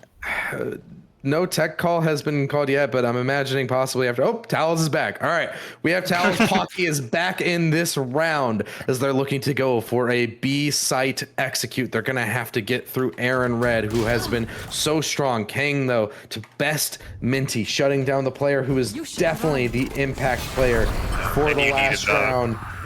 Again, also with this lockdown going out, Beat Soup is gonna try and make space on this B site. It's absolutely hectic, but Aaron Red stays safe from the lockdown. So now she can just completely dismantle this attack. Beat Soup keeps it even, and Towels contributes. So now it's all left up to B in a 1v4. Can't best Kang, and so finally we see Pocky breaking the streak. And you needed that if you're Pocky. But is that a good segue? Yeah, it was perfect.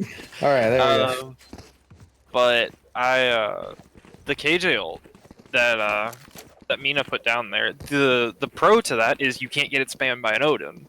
The con to it is there is a cubby there that somebody would usually paranoia that can cover that off, but it doesn't exist in this team comp, and I was really curious to see if Aaron Red could just dismantle Pocky. It was very much a possibility, but luckily was taken out from the side. They were able to wrap all the way around, so it wasn't too much of a problem, but a bit of an ambitious Hunter's Fury here from Aaron Red is going to leave GFU without a man advantage, and a very powerful ultimate committed. Kang spotted out inside of mid is going to be tagged up by the Owl Drone and take a little bit of damage for her troubles, but still breathing. Yeah, and apparently that's the most important part. Not dead yet, still on the board here. They have their own Hunter's Fury, this Bladestorm entry. Never mind. I mean, Beat Soup immediately gets taken out by Alpaca. The dash even is interrupted by her own teammates, so now it's looking like a pretty dire situation for Pocky. We need to see somebody step up, and B, who has been pretty strong and consistent throughout this series, is going to look to make a difference inside of Tree. You see a couple of trades going away, and even if they're not that dead yet, so many ultimates are being popped here. It's incredibly hectic. Towels just trying to stall for time, but Snorlax dropping from heaven to try and make this difference. But the team paranoia, her aim fails at the worst time, and she goes down to her ult. Snorlax living, honestly should not be alive. You don't deserve my Yeah. Oh no. It looks like the lagging is coming out here from Pocky, whether that is copium or truth. I mean, you can hit tab to figure it out, and Kang has 60 HP, 60. 4 of them on 60 ping, so. Ping, yeah. I don't know. But to be fair, Minty's on 100. Minty do be on 100. That was like dropping 2.0 KD with 100 ping. Yeah. I mean, the worst time for your aim to fail you as well, because everybody's watching you. You're in a 1v2, very winnable 1v2 as well as, you know, well, we said that Pocky didn't have any paranoias, but they did that round. Yeah, they did. Played around it really well, you know. I'm really proud of them. The synergy was there, you know, worked really well. It's unfortunate that they weren't able to secure the round. It was great. I would say team play, but it almost feels more like anti-team play. As I was like, we have anti-synergy. Is it anti-team play? Yeah. Well, a lot of these players are set up towards the B site, and Beat Soup will get the opener. Use that dismiss to try and get some distance from the site, but Aaron Red is there to cover it, and Alpaca continuing to shut things down from the CT position. So now Towels left in a 1v4 with no HP to do so. I mean, it's gonna be really, yeah, okay. I was gonna say hopeless to do this, but you know, never say never. But it's definitely interesting. We still don't see Pocky try and take much in the way of mid control when it was what almost converted them that eco. It's definitely interesting, especially again when you don't have these hard flashes. You know, it feels like Sorry, I didn't mean to interrupt you, man. No, it's all good. It feels like you have to split through mid. You have to take map pressure, because if you don't, you're gonna run into stacks, and you're gonna run into what just happened. People are just gonna stare at main and press left click, and you're not gonna be able to do anything about it. Yeah, I mean, we talk about like win factors on teams, and this feels like Pocky's loss factor. Not bringing any hard flashes or anything to really force players into uncomfortable positions is really coming back to bite them. Yeah, This is it's rough. Yeah, and I mean they're gonna be forced onto the eco here. So at this point, you're looking at 9-3 best case. Yeah, and even then, I mean, Ascent is defender-sided, but not this defender-sided. And maybe they can find more on defense. I mean, the thing is with this comp, it's hard to make space. It's hard to, you know, it's hard to dislodge people. So maybe it's going to be a little bit more proficient on the defense, but that means they have to be steadfast. They can't play for retakes if they're relying on their defense here. They have to just be strong anchors. Kang not able to replicate the success that we saw on Haven, as multiple of these players are going to be going down, and this is not going to be a thrifty for this Pocky here. Beat Soup in an unwinnable position here. Alpaca's just going to run her down. So now it's a 9th here. Yeah, and again, like I said, again, it kind of also applies to defense, where you have this team, you don't have flashes, you can't really play for the retake, but at the same time, you have to try and take mid control, or at least contest it, so that they can't just run through the map. So it's definitely going to see interesting if they can strike the balance here when they switch after this round. Yeah, what seems so odd about it too is that this is even Pocky's map pick, and they feel unprepared for it, which is just not a sentence that should ever be leaving your mouth. Yeah, it definitely feels like they're more, I don't know, their game plan seems solid. It just doesn't really seem like they're playing the comp. They're playing Ascent like they would if they were playing the regular comp, almost. Yeah. I mean, not changing it up. We saw them change it up a decent bit on Haven to account for their composition, but here on Ascent, we've just seen them trying to sort of do the default, but it's not going to work. Snorlax is just going to continue to farm here in mid. Towels goes down without any value. Beat Soup has to be the hero with the Empress, manages to pick up one onto B. So that's the smoked player here for GFU taken out of the picture. Mina, can you get anything on this B site? No, Aaron Red is too good, but Beat Soup on the other side of the map has still managed to crack open this site. So now Ginny on a timing manages to get Minty. This now becomes a dangerous situation. We just might be seeing that 9-3 that you were talking about. Yeah, it's looking pretty likely here. You know, no big ults on the board. Doesn't really seem, depending on this timing in mid, maybe they can find this, but we'll see. Yeah, this is a pretty rough situation, having to retake into the Empress here, and just some spam going through the smoke as well. Beet Soup throwing out the orb as well, trying to just stall out this timer. I have yet to see how much Reyna zooms in her Empress. That was quick. Yeah, yeah. I mean, the movement speed boost is definitely, you can feel it. Oh no. Ooh. Alright, yeah. We will definitely see if they can transfer this onto the defense half, or if GFU will just run away with this game here. Yeah, I'm excited. I mean, we have a bit of a curse in terms of pistols, but never forget the age-old curse of Valorant, the 9-3 curse. We could possibly see it come through here. Just Yeah, maybe. we could. I mean, yeah, I'm always a believer, you know. I like to see good Valorant. I don't really care what the scoreline ends up being. I just like to see good Valorant. Yeah, hopefully we get to see a little bit more out of Pocky here on their defense. Like we said, they can't really opt to play for the retake. They have to play either aggressive and disruptive, or they have to play strong in their anchor positions, which Reyna can definitely do. So we'll see what that's able to bring to the table. Minty going very aggressive here, just trying to spam through the smoke and get one, and B is going to be getting the plant down. So exactly what we said, we don't want to see Pocky in. We're going to see it in the first round. Minty and B set up in a crossfire position. It's going to be so hard for Pocky to clear out unless they get some wall bangs. B is forced off the position and drops out of heaven. Are going to set this up well. Jenny with some beautiful shots, and Kang as well to contribute. And so now it's all left up to Snorlax and Aaron Red in the 1v2. Lineup sent out, and Aaron Red and Snorlax are starting to contribute, and so now it's all left up to Talos in the 1v1. Spike has been halved, and the Recon Bolt is sent out, so he knows that Snorlax is inside of the smoke, but can't best him. So Snorlax is able to secure the pistol round here for GFU. Yeah, I mean, that was close. Just Jenny dragging her team right across there with those two huge picks coming out of tree onto the Omen and the Jet there. I mean, this is probably Ascent in the books here.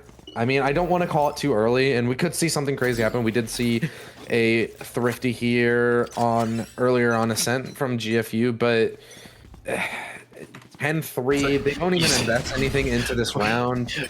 We've said pistol round curse, we've said 9-3, but we haven't said the Fnatic curse yet. Yeah, I mean, we'll see. Valorant has a lot of curses now, huh?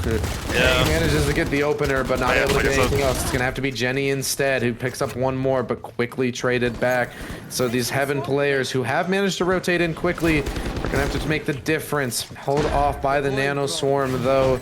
So the spike will be committed, and with that, most likely the round as well. And unless we see a massive fumble, but we're not getting that from GFU today. That doesn't seem to be the case. And I mean, you saw Aaron Red do it, I believe. Literally just walked out of a smoke, Ares in hands, spraying. Because what are they gonna do? Nobody's gonna flash you. Like, there's just no punish there. I mean, yeah, there's just nothing it feels like Pocky can do here unless they massively change up their game plan and their strategy inside of these rounds. And even then, it might be too late. It might just be too little too late. We only need 2 more rounds here for GFU to secure this map in a dominant fashion as well. Yeah, this would definitely silence all of the GFU can only play Haven haters. Yeah, I mean, at this point, their Ascent is looking way stronger than their Heaven. Jenny with a beautiful old spinning shot onto Alpaca, but like we said, is this too little too late? We need to see a lot here from Pocky. I mean, it all starts with 1. It does, in fact, all start with 1. They need 9 rounds to at least get to match point and make sure that they're not fully blown out of this map. But we'll see how the rest of this round plays out here, as all of GFU are looking to lurk out of garage here. Towels is set up on the angle to counter this, and with a they have no flashes. With a turret to help, Towels is able to just elect here, and Mina to get the final kill. Finally, we see some life from Pocky. Yeah, I mean, we talked about how Pocky's comp has no flashes, but if Alpaca dies in a main, then Odins can just eat for free, especially when you're You know, you don't even have to smoke off the choke. They just have to walk through because you had mid control. You knew where they were, and you knew where they were walking. So all you have to do is crouch, hold left click, hold right click, and you know, just aim. Yeah, I mean, do you think we were talking a little bit about the Reyna changes, but do you think with this match, maybe some players are going to be a little bit discouraged from bringing out the Reyna with how ineffective it's been from Pocky? I mean, Reyna as an agent in competitive definitely doesn't quite have the strength. Okay, Aaron, I see how it is. Just doesn't really have the strength that she does in something like solo queue because you can't really find the same value out of it. Because, you know, kind of self-explanatory, but half of her abilities you have to kill somebody to use. You know, you can't really just pop an ability to get a kill. You have to get the kill and then heal, or get the kill then dismiss out. Like, you can't really find that value that you would be able to out of, say, a jet dash or a chamber teleport, or as the smoke fades, Grounded. Yeah, Minty finding Ginny. Yeah, Minty is able to pick up Ginny here, and so this is really, really bad for Pocky as they're left in a 3v5. Beat Soup with a clean shot, and well, you were just criticizing Reyna, but gets one kill, so the only character to find value in this round so far, Kang, who has not been able to replicate the success of Haven to the same degree, at least, is now going to be thrusted along with Mina into the 1v2. Or the 2v4. 2v4 is definitely an 2v4. interesting place to be in Snorlax. I mean, know he's good for it. Snorlax always in a position that you seem to not expect, so just gonna continue that no matter the map. And like you said, the GFUs only good on Haven haters are thoroughly being silenced in this map, as we are gonna see GFU securing map point with this round. Yeah, I mean, I kind of talked a lot about how Reyna, you have to get a kill to use her util. And don't get me wrong, it's powerful utility. You know, Dismiss is really strong. It can get you out of a lot of bad situations. But the overheal, getting nerfed to 50 from 100 it hurts a lot, man. It doesn't feel the same, especially when you take these close gunfights. You know, you live with 20, you live with 10 health. All of a sudden, instead of being at 120 and being able to take 3 bullets, you're at 60 and you can barely take 1. I wonder what characters had the most changes throughout Valorant, because Reyna's kind of up there. Reyna's quite different, quite different from how she was when she started out in Valorant. Yeah, definitely. I mean, Beat Soup's starting to rack up some kills, maybe hitting up, but not quite enough, as she will go down to Beat Soup, or to, not Beat Soup, to Snorlax rather, and that's going to even allow the lockdown to come through here. So all of Pocky are going to have to watch in horror as the site is taken away from them, and they have to once again face down the barrel of a retake, something that this comp really struggles with, even if they have all the players, but not even afforded that luxury.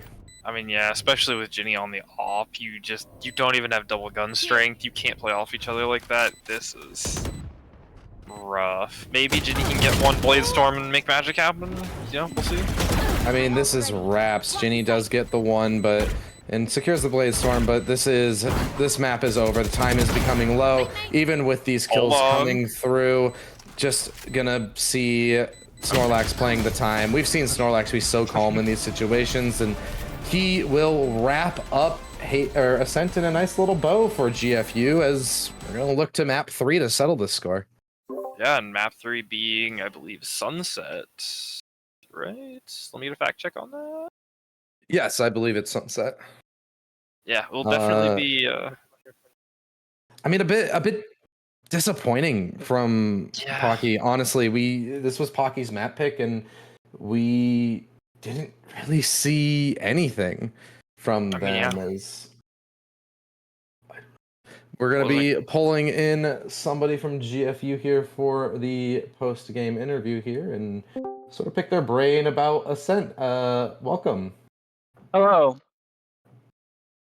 All right. Your Discord name is different than your Valorant. Yeah, I'm Alpaca. Okay, you're Alpaca. Okay, I wanted to. Yes.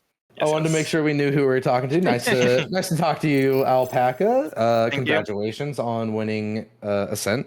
Were you guys prepared for this to be picked? Because with how things turned out, it almost looked like Pocky wasn't. We were figuring they were gonna play pick a scent because we knew they like to play a center bind, which is why we banned bind and then prepared for a scent. A little bit of lab work. I see how it is. You studied your film. Yep. And I wanted to touch on something really quick that we spent a lot of time talking about on the broadcast, but I'm curious what you guys were thinking about. So when you guys saw that comp come out, you saw the Clove, you saw the Reyna. What was going through your guys' minds? And what were you guys talking about as you're loading in? We figured they were going to play really aggressive to take site, but we're very confident in our retake ability. So we just played for retakes as much as possible.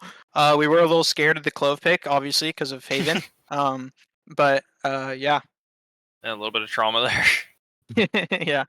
Yeah, touching a little bit more on you guys seeing their character picks, I kind of wanted to pick your guys' mind in terms of, I know that at least on our database, it says that Snorlax is your guys' IGL, and one of the things that we've seen you guys be a little bit on the stronger side with is your guys' mid-game adjustments. How much of that is prep work? How much of that is Snorlax being bright on in the moment, or just a collective team effort of you guys all noticing things and making calls? So we actually kind of switched it up to where I'm IGL, but then everyone kind of makes suggestions, which kind of helps us for those mid-game adaptions. It's like, hey guys, something's going wrong. What do we do to solve this, kind of a thing? And then basically, like, I kind of have the final say. That way, it's very clear, so there's not confusion, but able to adapt mid-game. Yeah, it's definitely seems like a healthy change. You guys definitely look a lot I guess more comfortable is the correct word. Snorlax may be free to focus a little more on the timings, doesn't quite have to think about everything that's going on.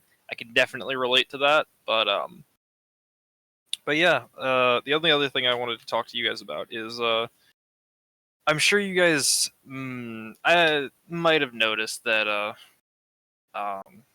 again, running back to the comp, because kind of the main crux of what we talked about, no hard flashes. When you guys saw that, did you think about, oh hey, maybe, let's just force them into the mains because they can't really fight out of main like that? And then, that's like kind of the game plan that you see most teams go with, is if they don't have hard flashes, they have to force them through the mains because Yes. they just have no power in their executes. Like they have no power in their executes because they can't disrupt site crossfires. It becomes really difficult. So what were you guys doing to try to mitigate that? We really just basically I think for retakes specifically, that's what we were really focused on, and our mid control. And it was kind of hard for them to take their mid control without those kind of like hard flashes. It was very easy to hold like crosses and stuff and not be worried about the hard flashes too much, because we'd call them who would shoot the Reyna eye if they swung. Yeah. Just sort of that kind of thing. But yeah. Yeah, and simple comms can make an entire agent almost useless because they don't have any util to use until they get a kill. It's definitely an interesting perspective on that. Yeah, well, unfortunately, Pocky's use of abnormal characters has not worked out for them on Ascent like it did on Haven, but fortunately here for Alpaca, they are able to stay alive in this set and push it to the third map of Sunset. So we will be throwing it to a quick 5-minute break to get ready for that, and we will see you guys in just a little bit. Awesome. Thank you.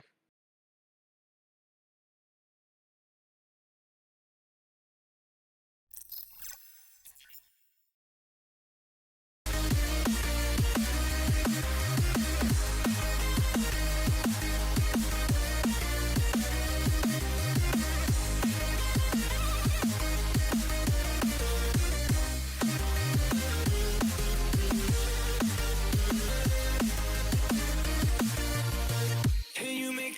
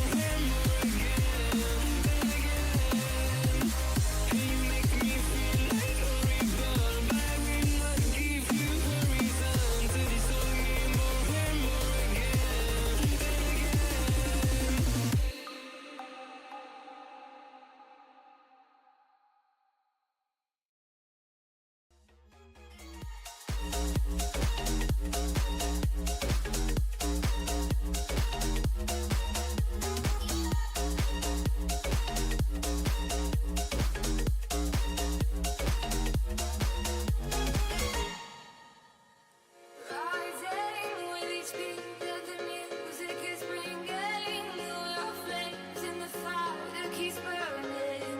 We're inviting the night in.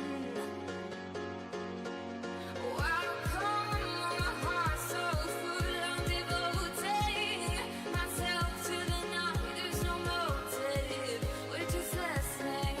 We're existing. Hearts of fire, we will dance all night.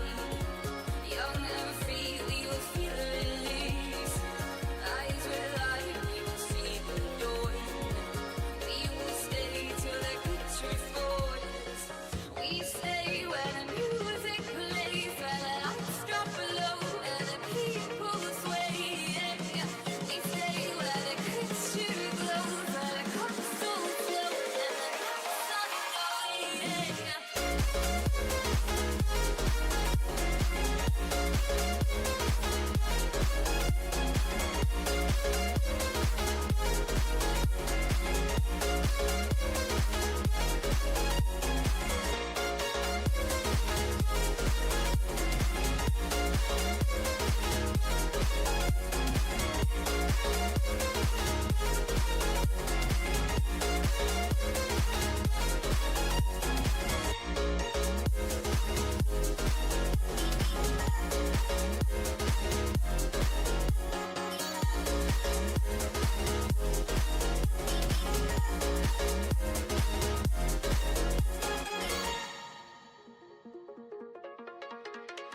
Rising with each beat that the music is bringing. We're all flames in the fire that keeps burning.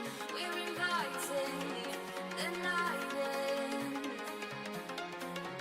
Oh, welcome, my heart so full. I'm devoting myself to the night. There's no motive. We're just listening. We're existing. Hearts of fire, we will dance all night. Young and free, we will feel the release. Eyes are light, we will see the dawn. We will stay till the picture falls. Hearts of fire, we will dance all night. Young and free, we will feel the release. Eyes are light, we will see the dawn. We will stay till the picture falls.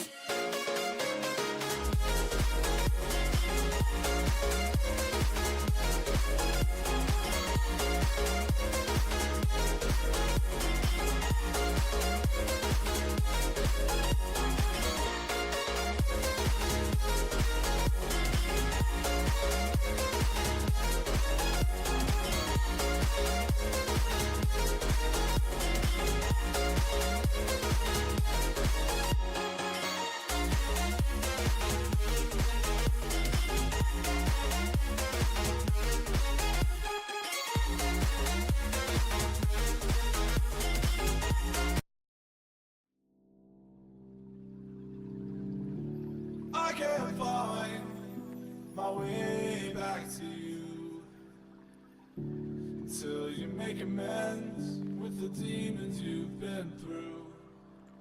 And I can't regret leaving you alone until you find your way back home.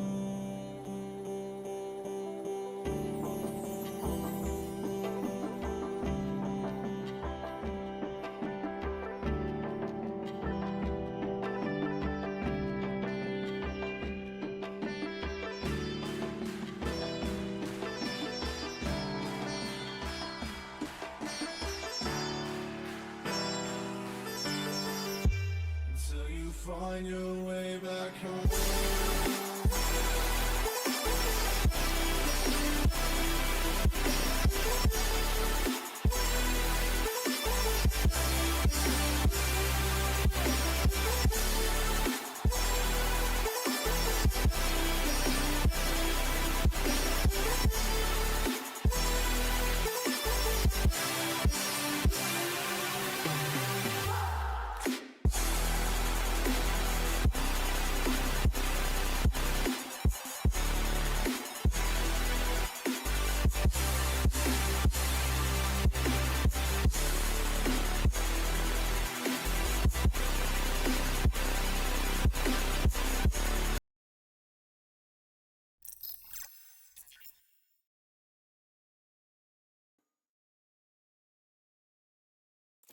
Hello and welcome back from the break. We are now getting into map 3 of this matchup of Pocky versus GFU. We need all 3 to decide it, and well, Pocky, unfortunately, their unorthodox operator picks has not panned out quite as well for them as it did on Haven.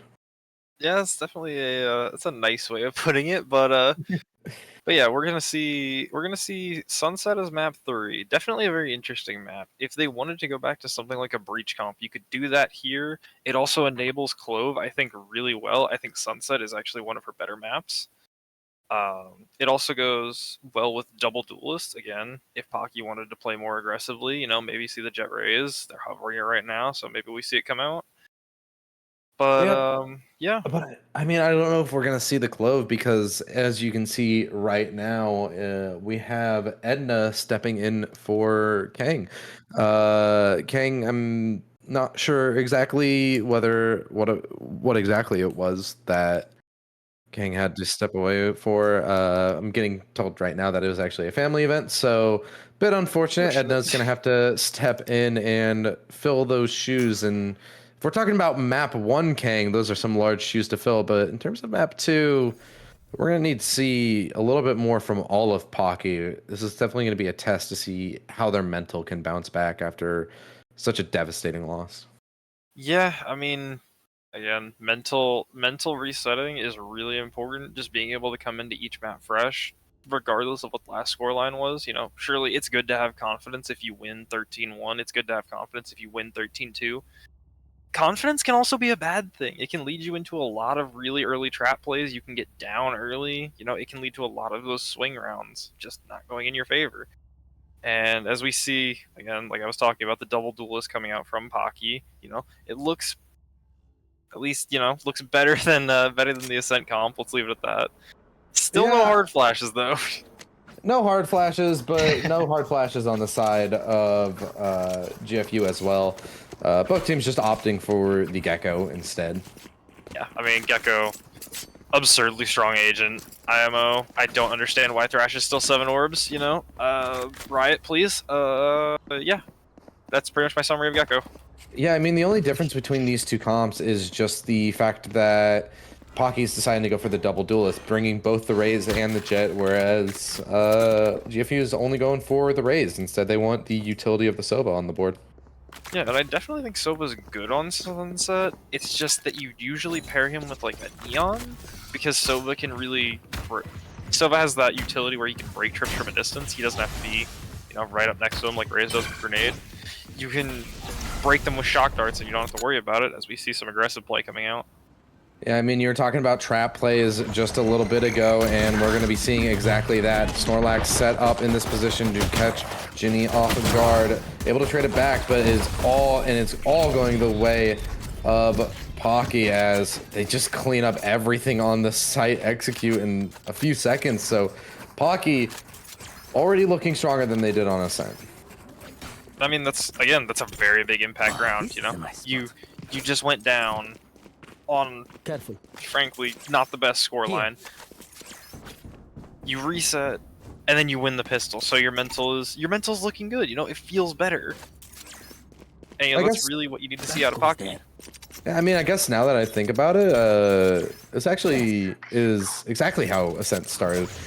We saw it was actually Pocky picking up the pistol, and then GFU immediately answering back, winning with just pistols of their own against the Force Spy. So I guess this is what's going to determine if we're going to see something similar to Ascent, as Towels is going to be the one under the most pressure, manages to pick up Alpaca, so that is the initiator out. Ginny as well to contribute, as Beat Soup is over the top, doesn't get anything, but it's to set up Ginny for a double here. 3 on the round, and Towels to clean it up. It's a full house from Ginny and Towels.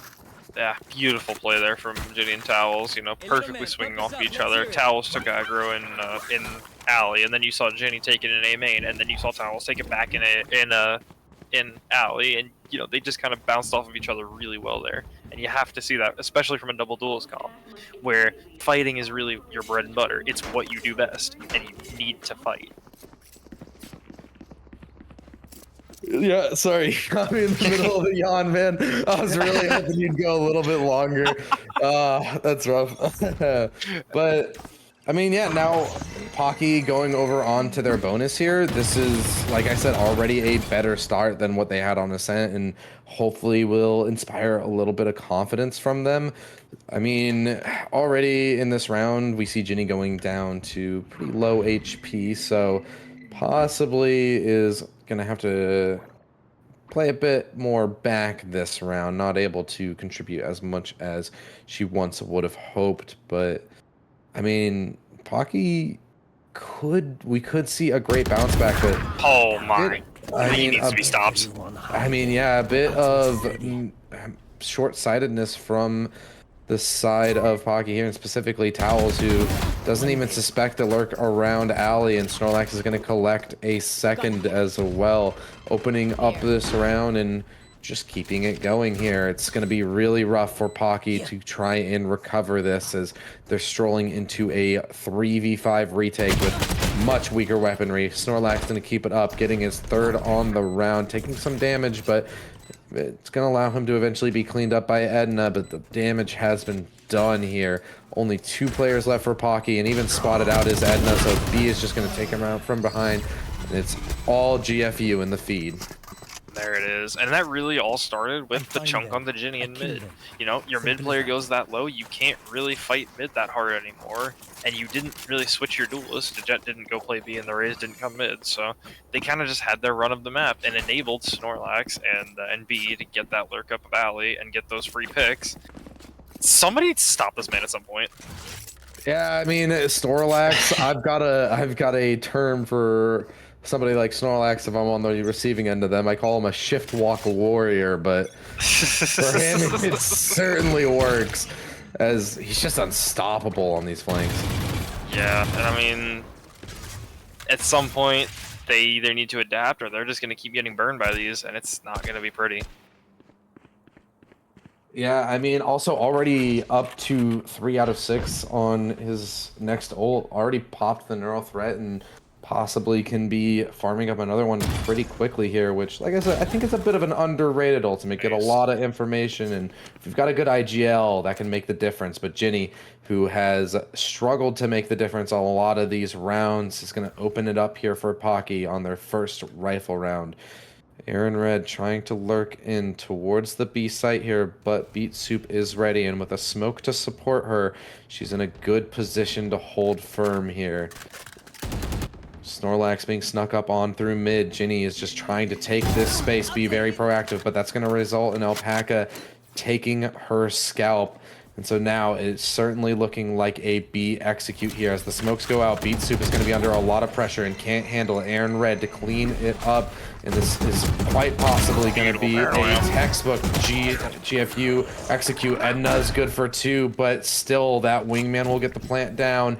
Mina gets 1 more, so now it's Alpaca in the 1v2. He has the Thrash, though.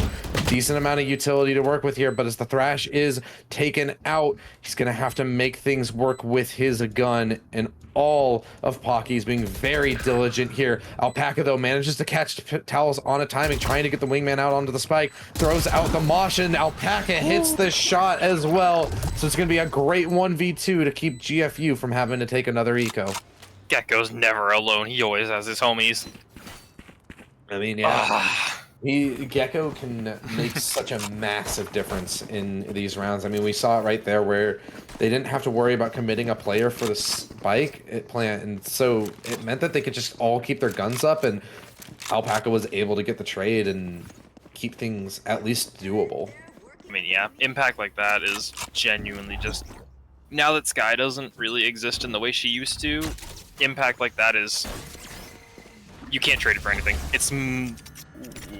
weird piece of tech. Yeah, I mean, that was actually a great juggle from Mina there to make sure that her tripwire doesn't go down. I love that. I love little tech like that. Just the subtle things that players do to maybe put a little bit of doubt, because now, I mean, that's a lineup for Aaron Red. Aaron Red's going to expect that to have either taken out the tripwire or at least show that it's somewhere else. So I wouldn't be surprised if that really comes back to bite GFU in this round if they choose to execute on to B. Yeah, it's that mind game of between the Cypher and the Sova of, am I gonna put my trip here? Well, I have this shock dart lineup to break it. Well, did I actually do it? Nobody knows.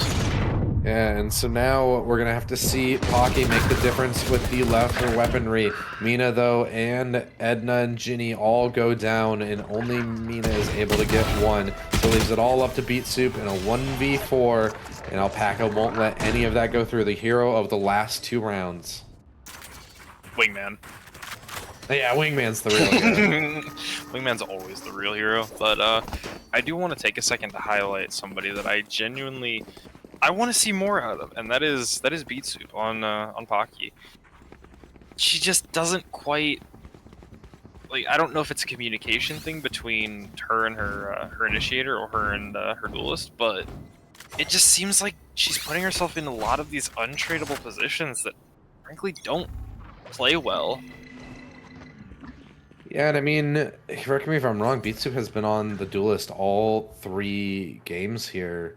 Actually, I don't think for map 1 Beat Soup was on duelist, but I want to say they played Sage map 1. Yeah, I was gonna say, I wanted to say it was Sage, but we need to see a little bit more out of her, not finding the impact that we would want. Yeah. We do have a Thrash coming out here from Talos, in addition to the From the Shadows and the Neural Theft, so Yeah, definitely no shortage of ultimates. Yeah, but I mean, the execute's coming in on B, so it's most likely going to have to be a retake Thrash instead. So Thrash. yeah, and Wingman gets sent in once again, and Mina is not able to hold strong on the site. Gets taken out by Aaron Red, and so now Edna is under so much pressure with those paint shells coming in. Has to make the difference from working with a smoke in her face. She's just gonna have to wait it out. Towels rotating in. We said, oh, actually, Towels doesn't quite have the Thrash. It's Alpaca instead to send out the Thrash. And so now is going to get the detain as well. This makes it so much harder for Pocky to make this retake happen. Mosh Pit gets sent out, so they know that nobody's even sticking this spike. But most of the kills are going the way of Pocky, as everybody's feeding into Edna. Why are you peeking? You know that the spike's not being diffused. This is such an odd decision here from the side of GFU, and it's going to allow Pocky to get a retake that I honestly didn't think they would pull off. And for all intents and purposes, they shouldn't have. I mean, you saw it. You saw it come out from Alpaca. That was the second time they did it. It was the Thrash came out, ran all the way to Boba, and there's just nobody to follow up off of it. You know, the second part of Thrash means you can pick it up and use it again. That ultimate is so broken for only being 7 orbs. Like, the fact that you can pick it up and use it again, you could stall for like the first 10 or 15 seconds of plant, Thrash, bring it back to you just for the stall, pick it up again, and then use it when they actually commit to the defuse. Yeah, Polson's got a bit of a vendetta here today, huh, against Thrash. No, Gecko's just so strong, man. Such a purveyor of this agent. To be fair, I was on the Gecko is extremely strong hype train for a long time, and nobody believed me. Now, all of a sudden, everybody's playing Gecko, and everybody's saying, hey, Gecko's really, really strong. I know And exactly well, where- Alpaca also just seems to be a strong player in general as he continues this streak of great shots. Towels spotted out by the Neuro Thrust, so that's going to allow Aaron Red to just slip the net here and get an easy kill onto Edna. Even hearing this player towards CT as well, he picks up a triple. Beautiful shots from Aaron Red. Eventually traded back by Towels, but the damage has been done surely, right? But now Towels has gotten 2, so now it's a doable 1v2 situation. The plant will go down though, so we're gonna have to see a retake. And Towels, do you have it in you? Has the Wingman, has Dizzy, and even has Thrash, but Gecko struggles a little bit to initiate off of some of his own utility. I think the biggest thing here is the fact that Wingman is available so that Towels can hit the spike but still be safe. It's gonna come down to whether or not we see over peaks once again, but yeah, I mean, it's just gonna be a save out of Towels. Too much time spent rotating in, and this is gonna be another round for GFU. Yeah, but I mean, if you look on the side of Pocky, 5 ults, so you know, maybe we see something next round. Maybe we see a trap play towards A or something. You know, it's Thrash plus Showstopper, or like from the shadows for info plus Showstopper with like Jet Knife follow up. But I was actually about to go off on Palka and B because if you're in a 2v1 like that, that's okay positioning, but I think I would have liked to see them fighting more aggressively, especially when you know that they were just on A because they just got those kills. It's just, I don't know. It's I get that this map is strong for spam and like there's some really strong spam angles, but they also know that, so. I mean, I think that mostly came down to the fact that it was a Gecko. They knew that they didn't have to worry about shooting through smokes, you know. And at the end of the day, it was enough. It put enough of doubt in the back of their head to just not even go for the retake. However, they didn't seem to need it because this round has started out very strong for Pocky. They do get the opening pick and even the follow-up here onto Minty. Aaron Red will trade back, and Aaron Red really trying to keep her team in this, but it's too much to handle. She's thrust into the 1v3. We'll have to see some absolutely insane heroics. She does have some fights isolated here, and I don't think Edna will be ready for this off angle. So Aaron Red is able to collect that, but at a cost for 120 HP. Has Hunter's Fury, but with the Showstopper popped, not actually going to go down to it. So now this becomes an even harder clear, but peeking right into Beat Soup. Some great patience out of her, and so now it's going to be Pocky picking up a fourth to keep this at an even scoreline. Yeah, and because you have all 5 ults there, you're allowed to just pop the Showstopper to stall. You don't even need it for an exec or for a retake or anything like that. You don't need it to fight. You have 4 other ultimates to do that.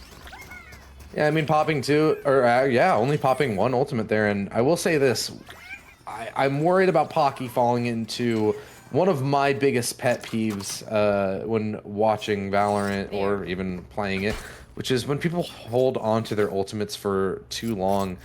And we've already seen now the Thrash be pocketed for 2 rounds at least here. So, I mean, even if it's not needed, I still just would rather see them commit it and then start farming it up to guarantee these rounds.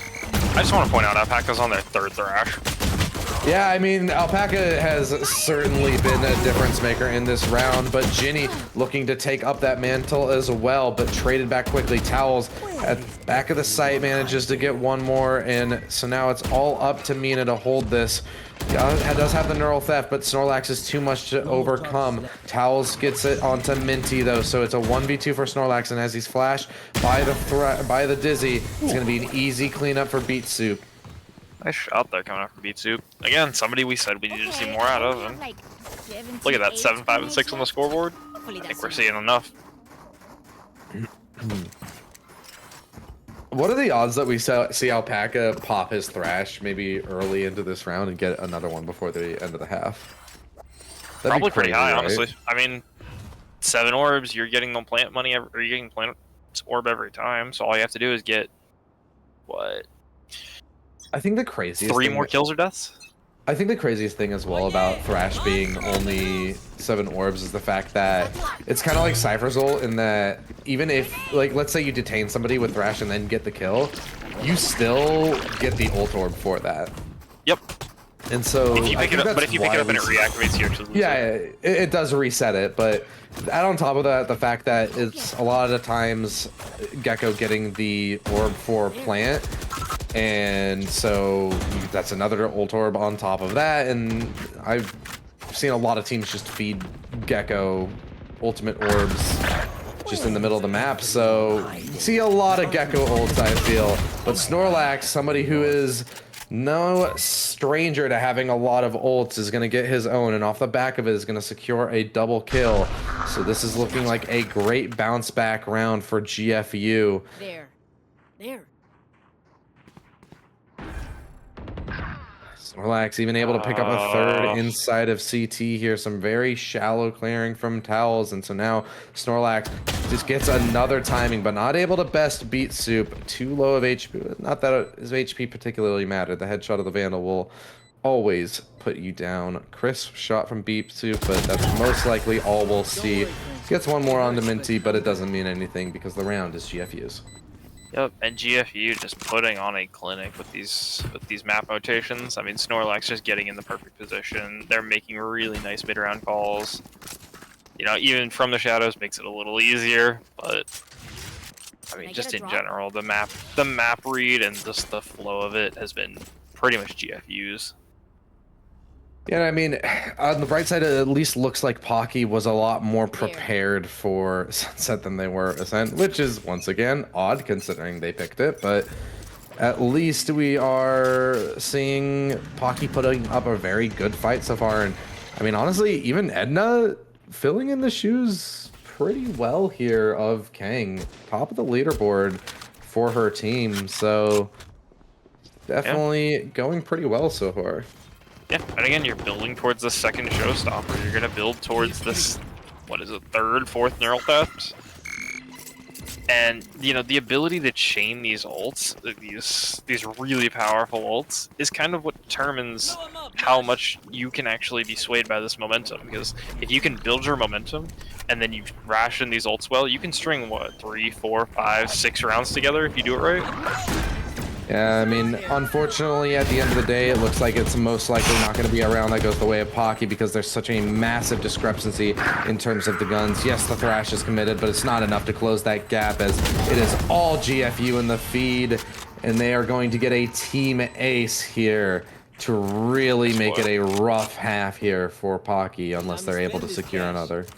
Yeah, but I mean, 5-6 playing double duelist, you'll take that. It's not the worst in the universe.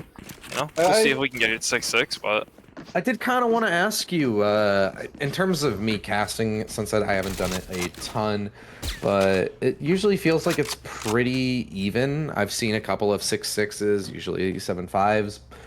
Do you consider this to be a bit more of attacker or defender-sided map as a player? I definitely think it depends on your comp, and comp's like game plan overall. Again, if you're playing something more aggressive like a double duelist, you're gonna be a little bit more, you know, it's gonna lend itself to you playing on attack.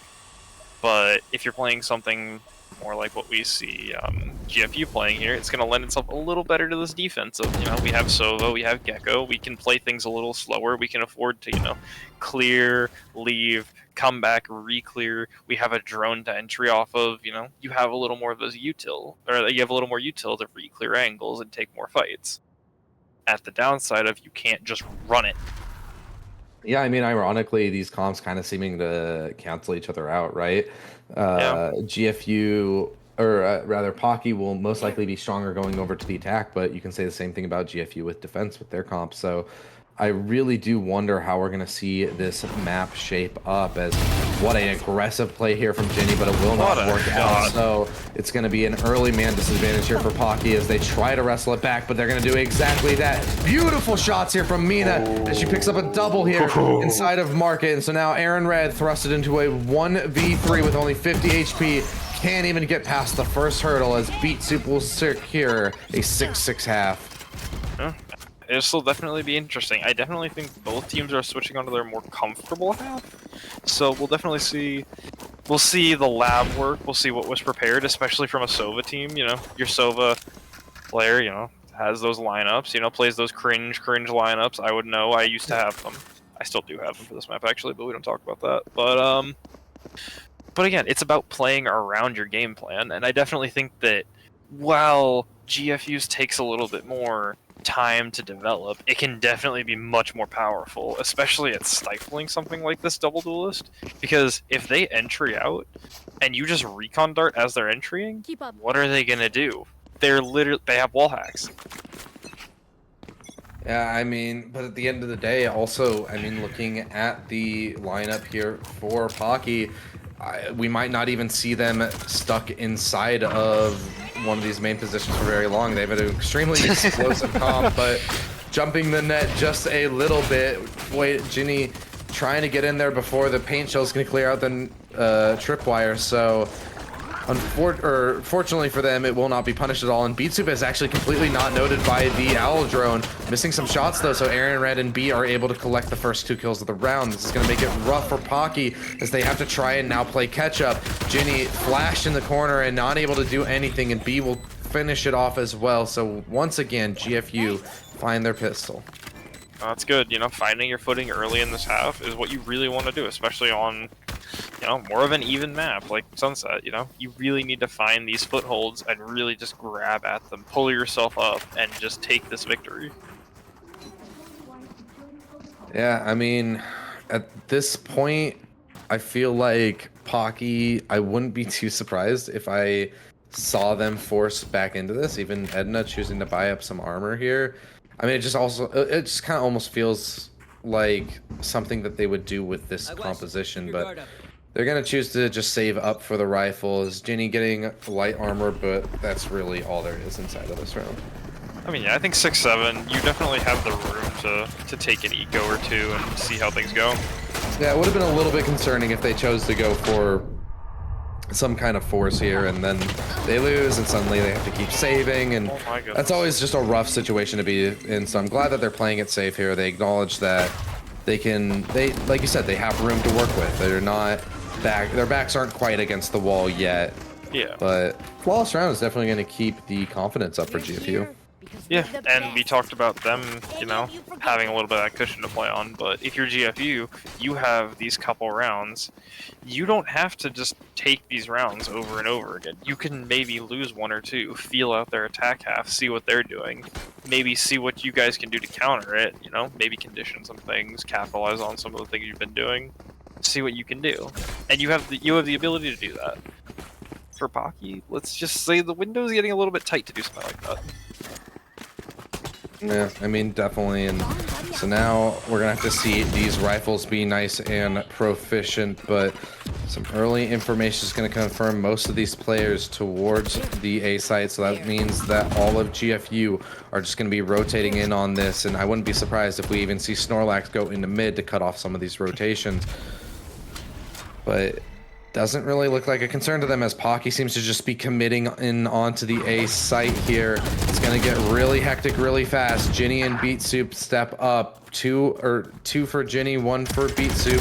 B on a nice timing manages to catch one, and even teleporting deep into the site tries to get a little bit more, but instead just finds a bullet. Beet Soup getting the second and possibly looking to get the third. Snorlax gets every timing, man. I was setting that up for Beet Soup to get Snorlax here, and it looks like Beet Soup will eventually find it. But how does Snorlax get every single timing? He's just a freak. He is. I don't even know. It just doesn't make sense in my head. People just look away from him. I don't know what he does. Activates active camo, like predator vision. I don't know. There. Yeah, he's got that sixth sense, you know. Ridiculous. And you know, we talked about Alpaca building towards a lot of these thrashes, but not quite so much this round. Yeah, even though his team has taken early advantage in this half, he's not been able to farm it up. But Snorlax has managed to get one off of the neural theft, so we'll see. I mean, at this point, it's mostly going to come down, like I said, to these explosive executes from Pocky. How well can they perform these? And, well, it's a beautiful counterplay here from the side of GFU. Even the neural theft to just assure this round, hopefully at least for the side of GFU, as Mina has a little something to say about it. Manages to get one more towards this B site here.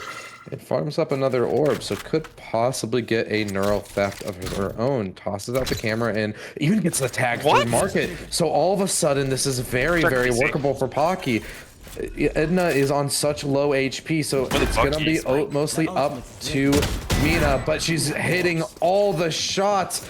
And so now Pocky have a 1v2. They're both incredibly low, but they can just play the time. Snorlax, you have to add some pace to this. You can't keep creeping around. You need to start to get on this spike, because these players are just going to stagnate you, as they even throw up a smoke in their own face. They are fully relying on the spam here, and Snorlax peeks right into it. So a great recovery from Pocky here. I mean, yeah, that's just a textbook. Playing together, you play off each other, you make things happen, get the plant, and then you just play post-plant together. I mean, yeah, that was pretty much just textbook Valorant. Yeah, I mean, really, we've said that it feels like GFU were a little bit more prepped for this matchup, but right there, I mean, that felt like a set play from Pocky. Even though it was at man disadvantage, it felt like every part of that round was calculated and was set up properly. There. Yeah, and you were talking about these explosive hits and how they need to come through. Well, what shuts down an explosive hit? You know, I think Paranoid does a pretty good job. Yeah, but Minty is, well, gonna stifle any kind of explosive hit as Ginny goes down without any kills, and even worse, drops the spike in the defender's lap. So now this is going to be a scramble to try and get it back. Beet Soup is able to find one onto B through the paint shells, but can't best Minty. And Minty with the showstopper even gets a lot of damage, so possibly could find even more value here. Aaron Red goes down with nothing, but Snorlax is here to support. Minty gets one more, and Alpaca contributes the last, as we are going to see another Rogue Energy Thrifty in this matchup. I mean, yeah, it was just really solid team play coming out, you know? You had like number 5, I think? 5, I believe. Yeah, that was insane. This is just crazy. Thank you. Yeah, I mean, you're really seeing the step up here, especially from Beet Soup, you know, taking that 16-11 scoreline. You know, 5 more ults in the pocket of Strawberry Pocky. Here. Definitely can string a few rounds here together and Here. seriously threaten this map point if they use them correctly. Yeah, I mean, that's what it comes down to, if they use them correctly. And, well, when you got this many to throw at a problem, hopefully you can find the solution. But the Thrash is just going to go in dry off the back of no utility, so it's just going to get shot out by these defenders. And B has a lot of utility to counteract this. And the Tripwire wasn't even broken by the paint shells as well, so this is just a hit kill on a silver platter here. Ginny goes down with no value whatsoever. Towels, no way to recover the Thrash either. So this is a kind of worst case scenario for Pocky. Everything has gone wrong. Camera taken out. I mean, they just don't really have the entry, you don't have the pressure, you can't really get the map pressure because you're all stuck up here. Oh, but Yeah, and they just keep walking into these tripwires. This is unbelievable. One tripwire has completely shut down Pocky. listen, that tripwire just really wanted a hug, okay? It got 3 people. Yeah, that's... I'm not gonna lie, I was very that's ridiculous. confused when I saw that, because I forgot about the buff that they gave to Cypher, where it doesn't break the trip if you kill them before it. They really need to remove that. Hey, you're a Cypher player yourself. Listen, not by choice. Let's just leave it Not by at choice. that. But yeah, the worst part is like trip like that, Wingman can break it. You could have Wingman go in and activate it. Does it snap even if you kill Wingman? It won't snap if you kill Wingman, but Well, you can basically peek out. You can peek out and snap it instead of getting the trip. Yeah, but Easily I mean, gets GFU finding a lead here. Towel's trying to keep it from getting too out of hand. Gets the opening pick for this round. Even the Neuro Theft to go out to try and confirm more of these positions. The Blade Storm as well has been popped. Ginny choosing to take up the mantle in this thrifty round. Wants to be the difference maker. And so now, once again, Pocky looking to defy expectations and give us the 6th thrifty of this set. Aaron Red, though, is lurking in and trying to find an opening, but the spike is already ticking down. It's been a little bit. They need to start adding some pace to it. And the Paranoia, it's too disjointed. There's no follow-up. Snorlax, though, isn't being a hero, getting 2 kills in the back line. But he's not able to best Beet Soup. Beet Soup gets 2, and Edna contributes as well. So now it's all left up into a 1v1. Aaron Red against against Edna, but there's no time. We have seen yet another Rogue Energy Thrifty.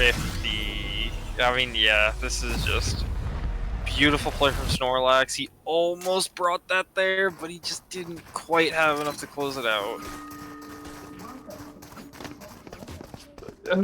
This is insane. How many are we going to see? We're at 6 now. That goes there.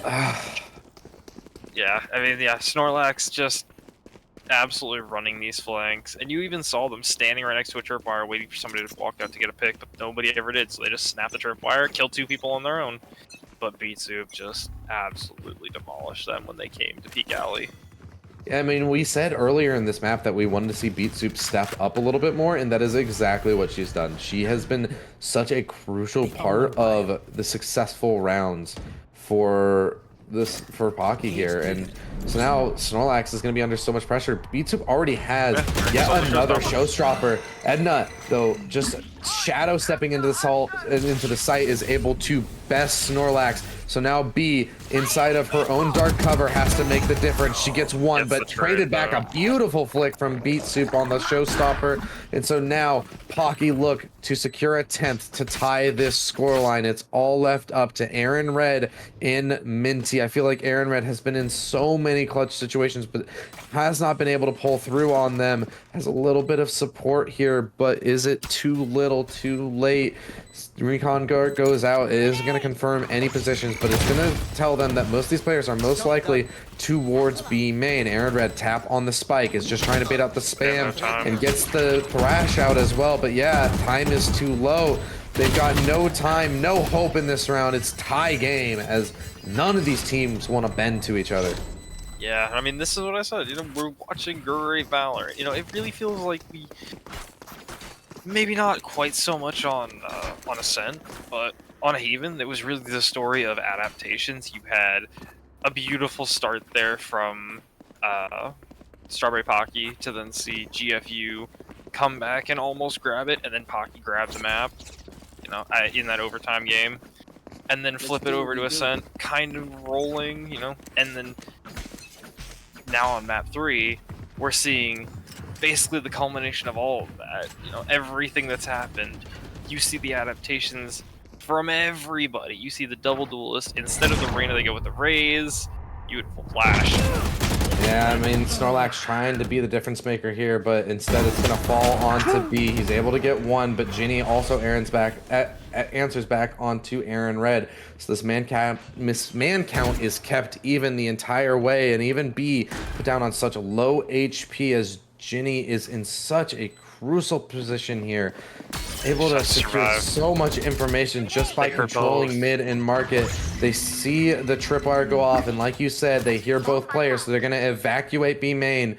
And so now B has to make some kind of play here, but with such low HP, most likely won't even be able to find one. The paranoia goes out, so this is the best chance he has, but not able to find anything. So these two B main players now have to fight through a smoke. They can't get anything. Alpaca with the double. Oh my. Trying to get something going here. He's gotten the thrash, but the time is so low already, and so it allows Edna to just walk around the back and take him out.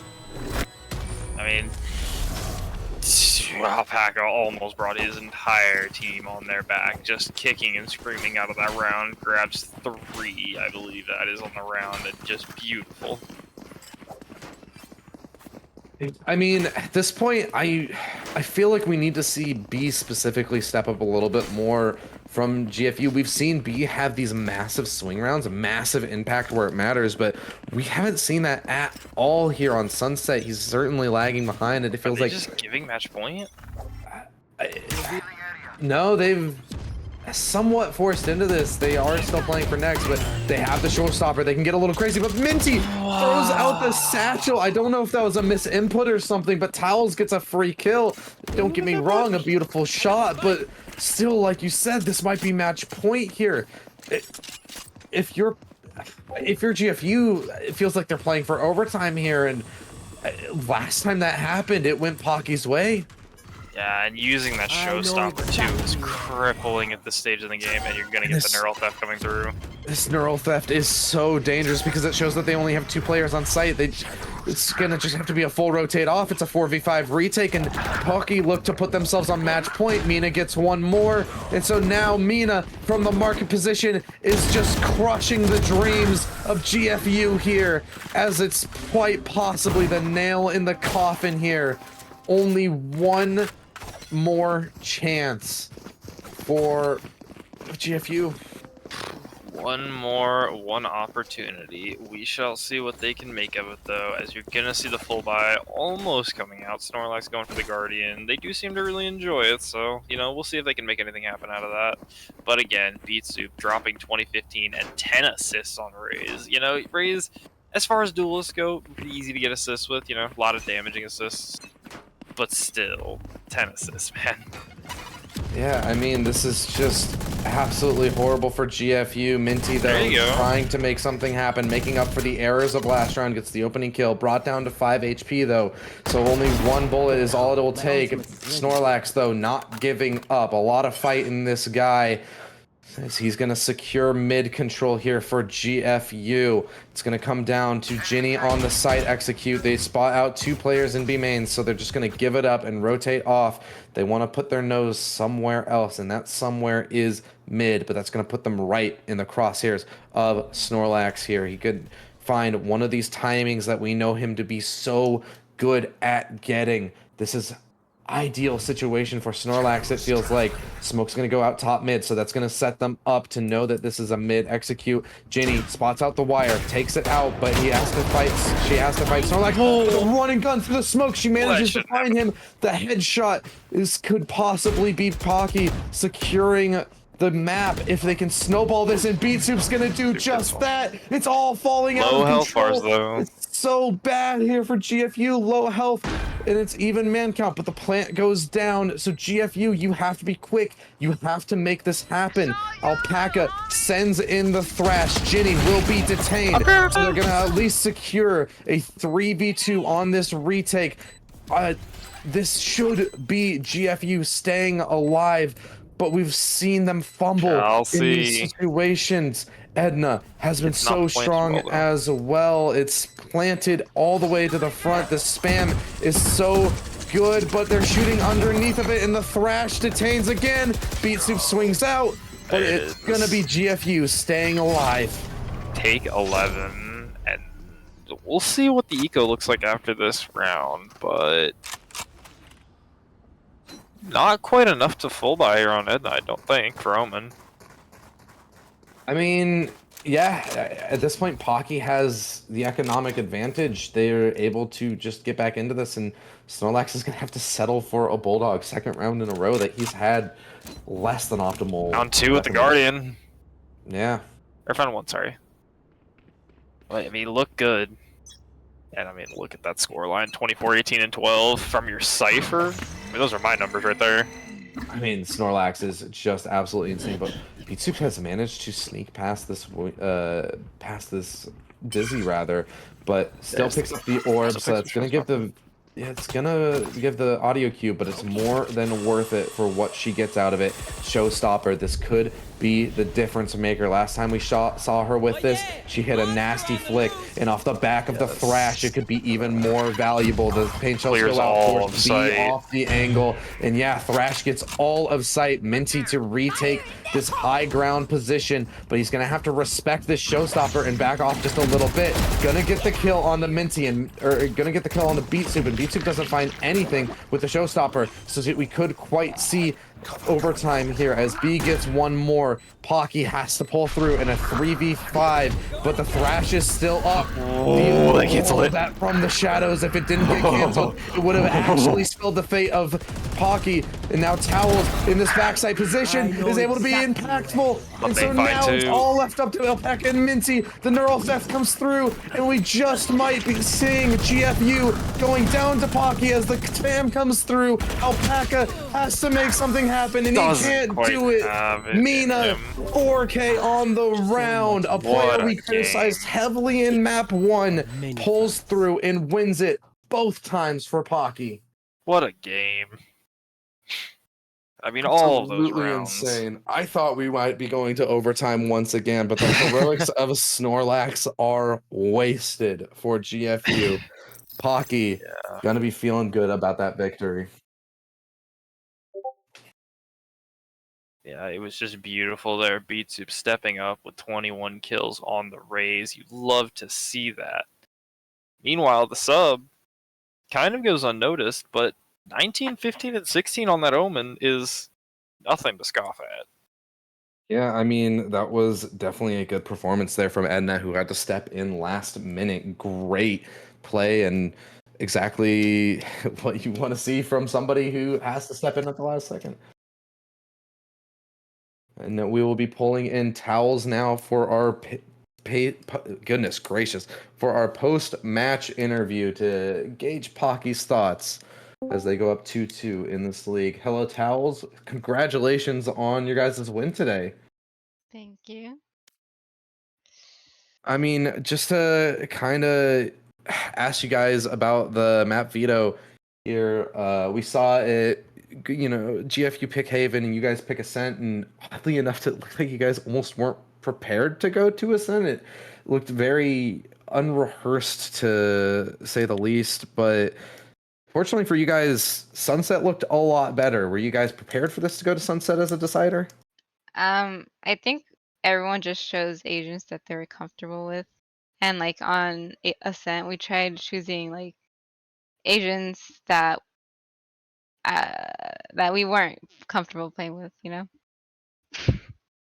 Yeah, I can definitely see that, and of course, Gecko on Sunset being no stranger to that. But I mean, that agent is just so powerful. So, what do you really think?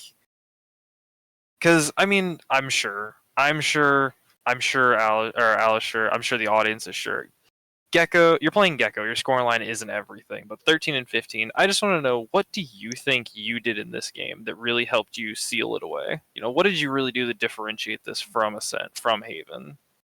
I think that I um I was able to like hold down sight more on Sunset than on Ascent. Yeah. And I was also able to entry with my flashes since Sova doesn't have any flashes. So yeah. I mean, yeah, you guys definitely looked a lot more like the connection was there almost, because you have to have that between your flashes player and your duelists. You guys have to be on the same page of where am I flashing, what angles are getting covered, what do you need to clear, all those things. They have to be there, and especially at a level where you guys are playing as a team, they really have to be there. Yeah. I kind of wanted to ask you guys, pulling a little bit more towards your matchup specifically against a team like GFU. We see Snorlax go for these massive flanks and just in general being a very disruptive player to very default centric play styles. So how do you guys kind of play around somebody like that? Somebody who is going to be a thorn in your side throughout pretty much the entire match? I think we just play like very carefully, you know?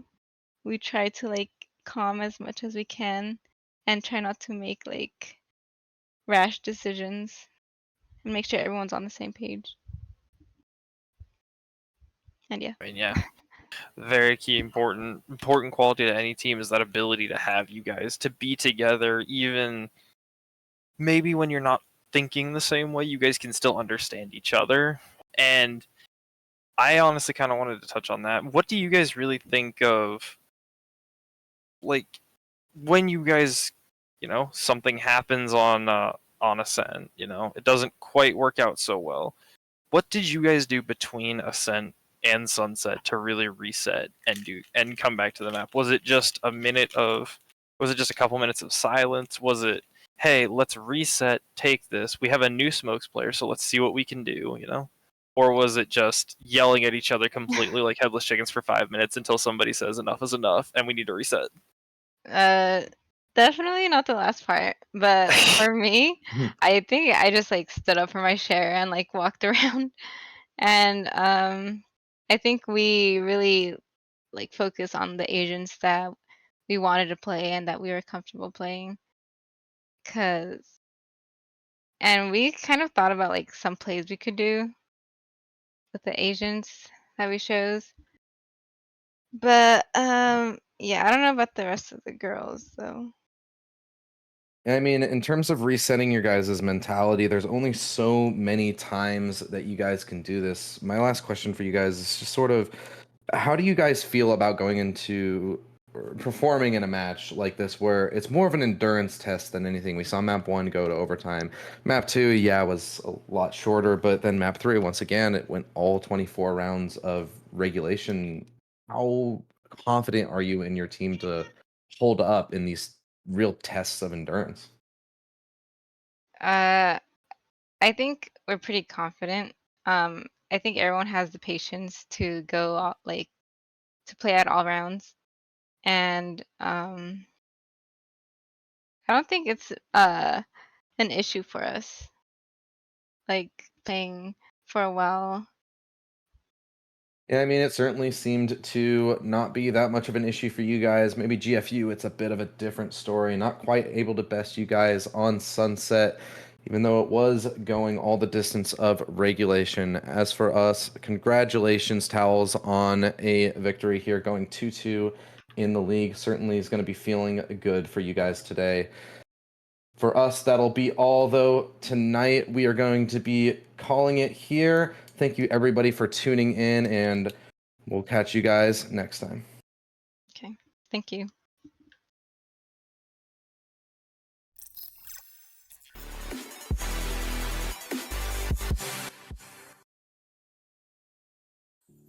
Don't let me drown. Don't let me drown.